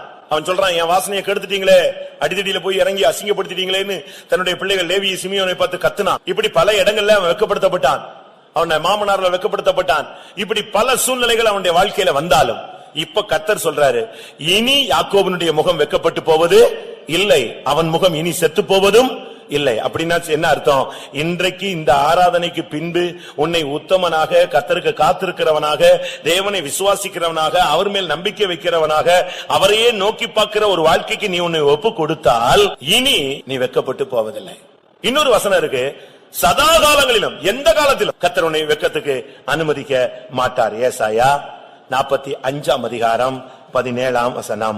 இஸ்ரவேலோ கர்த்தராலே நித்திய ரட்சிப்பினால் ரட்சிக்கப்படுவான், நீங்கள் என்னென்றைக்கும் உள்ள சதா காலங்களிலும் வெட்கப்படாமலும் கலங்காமலும் இருப்பீர்கள். பாத்தீங்களா? இது எவ்வளவு, இந்த வசனத்தை நல்லா பிடிச்சுக்கோங்க. இது ஒரு முக்கியமான ஒரு வார்த்தை. சதா காலங்களிலும், எந்த சூழ்நிலையிலும் இஸ்ரவேல், அங்க யாக்கோபை பத்தி சொன்னாரு, இங்க இஸ்ரவேலை பத்தி சொல்றார். இஸ்ரவேல் இனி ஒரு காலத்திலும் என்றென்றைக்கும் உள்ள சதா காலங்களிலும் அவன் வெட்கப்படாமலும் கலங்காமலும் இருப்பான். எப்படிப்பட்ட ஒரு வசனம் பாத்தீங்களா? இது தேவனுடைய திட்டம். தன்னுடைய பிள்ளைகள், என்னைக்கு நீ பைபிள் எடுத்தியோ, என்னைக்கு நீங்க ஞானசானம் எடுத்துட்டீங்களோ, என்னைக்கு அபிஷேகம் என்னும் தைல கிரீடம் உங்க தலையில வந்துச்சோ, அன்னையிலிருந்து உங்களை கனப்படுத்துறது மட்டும்தான் அவருடைய பாலிசி. ஆனா நாம் தான் இப்படி தலைதளமா நடந்து, ஏதாவது தேவனுடைய வசனத்துக்கு புறம்பா நடந்து, சத்தியத்துக்கு விரோதமா நடந்து பல இடங்கள்ல அவமானப்படுத்தப்பட்டு விட்டோம். ஆனால் இன்றைக்கு தேவன் சொல்லுகிறார், நீ தேவனுடைய வசனத்தின் அடிப்படைக்குள்ளே, உத்தமமான வாழ்க்கைக்குள்ளே தேவனை மாத்திரம் நம்பி நீ வருவாயானால் இனி நீ வெட்கப்பட்டு போவதில்லை, சதா காலங்களிலும் வெட்கப்பட்டு போவதில்லை. இன்னும் உங்களுக்கு ஒரு சில துக்கம் இருக்கும். இவ்வளவு இடத்துல நான் கேவலப்படுத்தப்பட்டேன், இவ்வளவு எனக்கு அவமானம் வந்துருச்சு, அதுக்கு என்ன நடக்க போகுது? அப்ப நான் கேவலப்பட்டது தானா அப்படின்னு ஒரு கொஸ்டின் வரும். அதுக்கு ஒரு வசனம் சொல்றேன், ஏசாயா 61:7. உங்கள் வெட்கத்துக்கு பதிலாக ரெண்டத்தனையாய் பலன் வரும், லட்சைக்கு பதிலாக தங்கள் பாகத்தில் சந்தோஷப்படுவார்கள், அதிநிமித்தம் தங்கள் தேசத்தில் ரெட்டிப்பான சுதந்திரம் அடைவார்கள், நித்திய மகிழ்ச்சி அவர்களுக்கு உண்டாகும். பாத்தீங்களா? இந்த வசனம் எவ்வளவு அருமையான வசனம். நீங்க எவ்வளவு வெட்கப்பட்டீர்களோ அதுக்கு பதிலாக ரெட்டிப்பான பலனை கர்த்தர் உனக்கு தருவார். அடுத்ததாக, லட்சைக்கு பதிலாக, அவமானம் கேவலத்துக்கு பதிலாக நீங்கள் உங்கள் பாகத்திலே சந்தோஷப்படுவீர்கள், நித்திய மகிழ்ச்சி அவர்களுக்கு உண்டாயிரும். பாருங்க, நீங்க வெட்கப்படுத்தப்பட்ட இடங்கள்ல கர்த்தர் உங்களை கனப்படுத்தும். எவ்வளவு அசிங்கப்படுத்தப்பட்டீங்களோ அதே இடத்துல நீங்கள் கனப்படுத்தப்படுவீர்கள். இது தேவனுடைய வாக்குத்தத்தம். எந்த இடத்துல உங்களை தப்பா பேசினாங்களோ, இது உலகத்திலேயே இப்படித்தான். அப்போஸ்தலர் நடவடிக்கைகளை நீங்க பாத்தீங்கன்னா, அப்போஸ்தலனாகிய பவுல் மெலிதா தீவில வருகிறார். அங்கே ஒரு பாம்பு அவர் கையை கவ்வி கொண்டது. பாம்பு கையை கடிச்ச உடனே எல்லாரும் சொன்னாங்க, இவன் பழிகாரன், இவன் ஒரு பாதகன், இவன் ஒரு கொலைபாதகன், இதுக்கு சந்தேகமே இல்லைன்னு சொன்னான். எப்படிப்பட்ட ஒரு வார்த்தை! 4ஆம் வசனம், அப்போஸ்தலர் 28:4, இவன் மனுஷ கொலைபாதகன், இந்த மனுஷன் கொலைபாதகன், இதுக்கு சந்தேகமே இல்லை. இவனை சமுத்திரத்துக்கு கர்த்தர் தப்புவிச்சாலும் பழி இவனை விடல. ஆனா என்ன நடந்தது? அப்படியே நின்னான். அந்த பாம்பு கையில கவ்விட்டு தொங்கிட்டு இருக்கு. எல்லாரும் நினைச்சாங்க இவன் சடிதியில விழுந்து செத்து போயிடுவான். அவன் அந்த பாம்பை அக்னியில அது எரிஞ்சு சாம்பலாயிடும். ஒண்ணுமே இவனுக்கு ஆகல. கொஞ்ச நேரத்துல அதே ஜனம் 4ஆம் வசனத்துல கொலைபாதகன் சொன்ன அதே ஜனம் 6ஆம் வசனத்துல இவன் தேவன் என்று சொன்னார்கள். எந்த இடத்துல கேவலப்படுத்தப்பட்டானோ அதே இடத்துல சில நிமிடங்கள்ல கனப்படுத்தப்படுகிறது. இதுதான் தேவனுடைய திட்டம். எந்த இடத்துல நீங்கள் வெக்கம் உடுத்தப்பட்டீர்களோ அதே இடத்துல கர்த்தர் ரெண்டத்தனையான பலனை உங்களுக்கு தரப்போகிறார். கர்த்தருடைய பரிசுத்த நாமத்துக்கு மகிமை உண்டாவதாக. எல்லாவற்றுக்கும் மேலாக கடைசியா ஒரு வசனம் சொல்றேன். நாம் இந்த உலகத்துல வெட்கப்படுத்தப்பட்டோம், என்னை அப்படி சொல்லிட்டாங்க, என்னை எப்படி சொல்லிட்டாங்க, எனக்கு அப்படி ஆயிருச்சு, இப்படி ஆயிருச்சு, இப்படிலாம் நமக்கு சொல்றோம், நல்லது. ஆனால் அவைகளிலிருந்து தப்பி போறதுக்கு வழியும், ஒருபோதும் வெட்கப்பட்டு போகாத ஒரு வாழ்க்கைக்கும் வேதம் வழி சொல்லுகிறது. இவை எல்லாவற்றை காட்டிலும் இயேசு வரும்போது நாம எடுத்துக்கொள்ளப்படணும். அப்பதான் நாம் வெட்கப்படாத ஒரு வாழ்க்கை வாழ்ந்திருக்கிறோங்கிறதுக்கு அர்த்தம் இருக்கிறது. 1 யோவான் 2ஆம் அதிகாரம் 28ஆம் வசனத்துல அவர் வரும் பொழுது நாம் வெட்கப்பட்டு போகாதபடி அவரில் நிலைத்திருங்கள். இப்படி இருக்க பிள்ளைகளை அவர் வெளிப்படும் போது நாம் அவர் வருகையில் அவருக்கு முன்பாக வெட்கப்பட்டு போகாமல் தைரியம் உள்ளவர்களாய் இருக்கும்படிக்கு அவரில் நிலைத்திருங்கள். அவர் சரியில்லை, இவர் சரியில்லை, அவன் சரியில்லை, இவன் சரியில்லை, அது அப்படி இது இப்படி, நான் செஞ்சது நீதி, அவர் செய்தது அநியாயம், அப்படி பண்ணிட்டாங்க, எப்படி பண்ணிட்டாங்க, என்னை கேவலப்படுத்திட்டாங்க. இந்த பாட்டெல்லாம் நீங்க பாடுறத நிப்பாட்டுங்க. இன்னைக்கு வேத வசனம், இந்த வசனத்தை மட்டும் கடைசியா பிடிச்சிட்டு போங்க. இப்படி இருக்க பிள்ளைகளே, அவர் வெளிப்படும் பொழுது நாம் அவர் வருகையில வெட்கப்பட்டு போயிடக்கூடாது. நான் காணிக்க கொடுத்தேன், தசமபாகம் கொடுத்தேன், அதை பண்ணினேன், இதை பண்ணினேன், ஊழியம் செஞ்சேன், இத்தனை வருஷம் ஊழியம் செஞ்சேன், இவ்வளவு கஷ்டப்பட்டேன், நான் அதை பண்ணினேன், இதை பண்ணினேன், என்னைய கேவலப்படுத்திட்டாங்க, இன்னைக்கு கர்த்தர் என்னை கனப்படுத்திட்டாருன்னா இப்படியும் சொல்லலாம், அப்படியும் சொல்லலாம், என்னனாலும் சொல்லிட்டு இந்த வாழ்க்கையில போயிட்டே இரு. ஆனா நீ வெட்கப்பட்டு போகாமல் இருப்பவனுடைய கடைசி காரியம் ட்ரம்பட் அடிக்கும், எக்காலம் தொனிக்கும். அன்னைக்கு தான் நானும் நீங்களும் உண்மையானவர்களா, உத்தமமானவர்களா, பரிசுத்தமானவர்களா, அநீதி உள்ளவர்களா, உண்மையான சத்தியத்துக்கு வாழ்ந்திருக்கிறோமான எனக்கு தான் தெரியும், அன்னைக்கு தான் தெரியும். இது வரைக்கும் நம்ம எப்படினாலும் மேனேஜ் பண்ணிக்கிட்டே இருக்கலாம். அழகா ஒயிட் ட்ரெஸ் போட்டுக்கலாம், முழங்கால போடலாம், லேலியா பாடலாம், அந்நிய பாஷை பேசலாம், தீர்க்கதரிசனம் சொல்லலாம், ஊழியம் செஞ்சிடலாம், எல்லாத்தையும் அப்படியே அழகா பூசணிக்கா எல்லாத்தையுமே ஒளிச்சு வச்சிடலாம், மறைச்சு வச்சிடலாம். எக்காலம் தொனிக்கும் போது பாஸ்டர் டிவி அவர்கள் சொல்வாரு, சாவுல ஒருத்தன் நடிக்க முடியாது, அதே மாதிரி வருகையிலையும் ஒருத்தன் என்ன செய்ய முடியாது, நடிக்க முடியாது. அவர் வருகையில் அவர் வெளிப்படும் பொழுது, அவர் வருகையில் நாம் வெட்கப்பட்டு போகாமல் இருக்கும்படியாக, நாம் தைரியம் உள்ளவர்களாய் இருக்கும்படி அவரில் நிலைத்திருங்கள். அவரில் நிலைத்திருந்தால் மட்டுமே பிரியமானவர்களே அவருடைய வருகையில வெட்கப்பட்டு போகாமல் இருப்போம். எத்தனை பேருக்கு இந்த உலகத்திலும் இயேசு வருகையிலும் நான் வெட்கப்பட்டு போகாமல் இருக்க வேண்டும் என்று வாஞ்சிக்கிறீர்கள்? அப்படிப்பட்டவர்கள் மட்டும் கண்களை மூடுங்கள். இந்த உலகத்திலும் நான் ஒரு காலம் வெட்கப்பட்டு போக கூடாது. இந்த உலகத்தில் நான் உத்தமனாய் கர்த்தருக்கு காத்திருந்து அவருடைய நோக்கி பார்த்து நான் பிரகாசம் அடைந்து என்னுடைய பாதையிலே முன்னேறி செல்ல வேண்டும். எக்காலம் துணிக்கும் பொழுது நான் வெட்கப்பட்டு போகாமல் நான் மகிமையிலே அவரோடு இணைய வேண்டும் என்று எத்தனை பேர் வாஞ்சிக்கிறீர்கள்? அப்படிப்பட்டவர்களோடு கர்த்தர் பேசுகிறார். அப்படிப்பட்டவர்களுக்கு ஒரு அபிஷேகத்தை தரப்போகிறார். இனிமேல் நீ ஒருபோதும் வெட்கப்பட்டு போவதில்லை என்கிற ஒரு வாக்குத்தத்தத்தையும் உனக்கு கொடுத்து தேவன் இன்றைக்கு அனுப்ப போகிறார். அப்படிப்பட்டவர்கள் மட்டும் வெட்கப்பட்டு போகாதபடி ஒரு வாழ்க்கை வாழக்கூடிய, தேவனுக்கே காத்திருந்து அவரையே நோக்கி பார்த்து அவரையே விசுவாசித்து அவரையே நம்பி உத்தமர்களாய் வாழக்கூடிய ஒரு அபிஷேகத்தை எத்தனை பேர் பெற்றுக்கொள்ள விரும்புகிறீர்கள்? அப்படிப்பட்டவர்கள் கண்களை மூடி முழங்கால் படி எடுப்போம். ஹல்லேலூயா. என் ஜனங்கள் சதாகாலங்களிலும் வெட்கப்பட்டு போகாதிருப்பார்கள். எவ்வளவு ஒரு அதர்சனமான தேவனுடைய ஒரு தெளிவான வார்த்தை. சதா காலங்களிலும் ஒருபோதும் தாவீது கேட்கிறான், ஆண்டவரே ஒரு காலம் நான் வெட்கமடையாதபடி செய்யும் ஆண்டவரே. என் வேலையில, என் தொழில, என்னுடைய ஆட்சியில, என்னுடைய குடும்பத்தில, என் பிள்ளைகள் மத்தியில, நண்பர்கள் மத்தியில, உறவினர்கள் மத்தியில, என் ஜாதி ஜனங்கள் மத்தியில, சமுதாயத்தின் மத்தியில, என்னுடைய சபையின் மத்தியில, என்னுடைய ஊழியத்தின் மத்தியில, பரிசுத்தவான்கள் மத்தியில, என்னுடைய உலக வாழ்க்கையின் எந்த பகுதியிலும் ஒரு காலம் ஒருபோதும் நான் வெட்கமடையாதபடி செய்யும் என்று சொல்லுகிறவர்கள் கரங்களை உயர்த்துங்க. அது ஒரு தெய்வீக வாழ்க்கை பிரியமானவர்களே. அது ஒரு சேலஞ்சபிள் லைஃப். அது ஒரு சவாலான வாழ்க்கை. ஒருபோதும் சதா காலங்களிலும் ஒரு காலம் வெட்கமடையாத ஒரு வாழ்க்கைக்கு நீ அழைக்கப்பட்டிருக்கிறாய். சத்துருக்கு வெட்கத்தை உடுத்துவார், நீயோ வெட்கப்பட்டு போவதில்லை. ஆமென், ஹல்லேலூயா. சத்துருவின் முகம் செத்து போகும், உன் முகம் செத்து போவதில்லை. யாக்கோபின் முகம் செத்து போவதில்லை. இவ்வளவு நாட்கள் நாம் ஏன் வெட்கப்பட்டு போனோம் என்பதை நாம் விளங்கிக் கொண்டோம். இனிமேல் யார் குறையும் பேசாதிருங்கள், பொருளாசைக்கு இடம் கொடாதிருங்கள், பெரிய குற்றங்களில் சிக்கிக் கொள்ளாதிருங்கள், பிள்ளைகளை கண்டித்து வளருங்கள், தேவனை விட்டு விலகாத ஒரு தெய்வீக வாழ்க்கையில நிலைத்திருங்கள். சீயோனுக்கு விரோதமாய், உபதேசத்துக்கு விரோதமாய் பேசாதிருங்கள். ஆமென். கர்த்தர் உனக்கு துணை நிற்கிறார், நீ ஒருபோதும் வெட்கப்பட்டு போவதில்லை. ஹல்லேலூயா. அவரை நோக்கி பார், அவரை விசுவாசி, அவர் மேல் நம்பிக்கை வை, அவருக்கு காத்திரு, உத்தமமான வாழ்க்கை வாழு. ஆமென். உன் வெட்கத்துக்கு பதிலாக இரட்டத்தனையான பலனை கர்த்தர் தரப்போகிறார். ஹல்லேலூயா.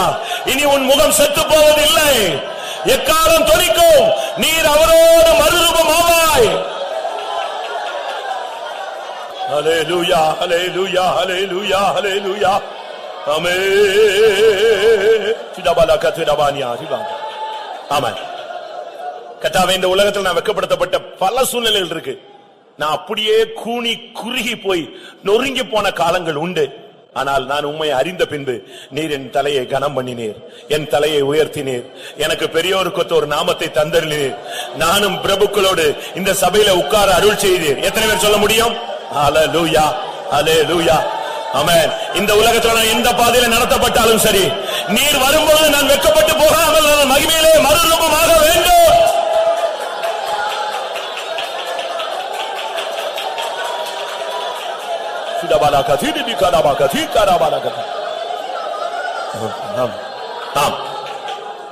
உன்னை வெட்கப்படுத்த முடியாக உன் பிள்ளைகள் மூலமாக, உன் ஊழியத்தின் மூலமாக, உன் குடும்பத்தின் மூலமாக, உன்னுடைய சகோதர சகோதரிகள் மூலமாக, உனக்கு அறிமுகமான யாரோ மூலமாக உன்னை வெட்கப்படுத்த முடியாக ஒரு ஆவி போராடி கொண்டிருப்பதை நான் ஆவியிலே உணர்கிறேன். ஆமென்.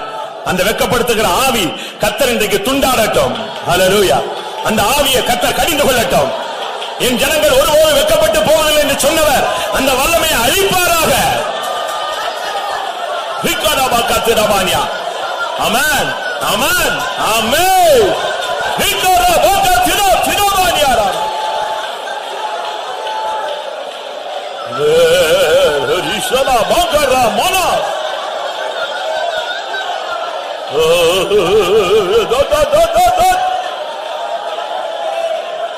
ஆமென். தாவீது அப்சலோமால் சொந்த தன் கற்ப பிறப்பான பிள்ளையின் நிமித்தம் வெட்கப்படுத்தப்பட்டான். அவசரமாய் வெளியே ஓடினான், வெறுங்காலால் ஓடினான். அப்படி ஒரு நிர்பந்தமான சூழ்நிலைக்கு வெட்கப்படுத்தப்பட்டான். வழியில எல்லாரும் அவனை தூஷித்தார்கள், கேவலப்படுத்தப்பட்டான். அவன் சொன்னான், ஆண்டவரே, இனிமேல் என்னால் இந்த வெட்கத்தை தாங்க முடியாது, இனி ஒரு காலம் நான் வெட்கம் அடையக்கூடாது. அதே சிங்காசனத்துக்கு திரும்பி வந்தான். அவனை கல்லெறிந்தவன், அவனை தூஷித்தவன் மன்னிப்பு கேட்டான். ஹல்லேலூயா. எந்த பிள்ளை எழும்பினானோ அவனை கர்த்தர் அப்புறப்படுத்தினார். எந்த இடத்தை விட்டு விலகி போனானோ அதே சிங்காசனத்துக்கு மறுபடியும் அவனை கொண்டு வந்து உட்கார வைத்த தேவன் உண்மையுள்ளவர். ஹல்லேலூயா. தேவன் உன்னை கனப்படுத்த சித்தம் கொண்டிருக்கிறார். ஹல்லேலூயா, ஹல்லேலூயா. ஆமென், ஆமென். ஒரு நிமிஷம். உண்மையா நான் பல சூழ்நிலைகளில் பல விதங்களில் நான் வெட்கப்படுத்தப்பட்டிருக்கிறேன். என்னை போல இந்த சபையில உட்கார்ந்திருக்கிறதுல அதிகமாய் யாரும் வெட்கப்பட்டிருக்க முடியாது. அவ்வளவு சூழ்நிலைகள்ல எல்லா இடங்களிலும் நான் தலை கவிழ்ந்தேன்னு சொல்றேன். யாராவது இருந்த கைகளை வைத்துங்க பார்க்கலாம். உண்மையை உண்டு பிரியமானதை கர்த்தர் அவர்களோடு தான் பேசிக் கொண்டிருக்கிறார். உன் வெட்கத்துக்கு பதிலாக இரட்டத்தனையாக கர்த்தர் பலனை தரப்போகிறார். ஆமென். கர்த்தரை நம்பினவர்கள் வெட்கப்பட்டு போனது இல்லை. இனி உன் தலை கவிழாது, இனி உன் தலையை உயர்த்துவார். ஆமென். ஆம்.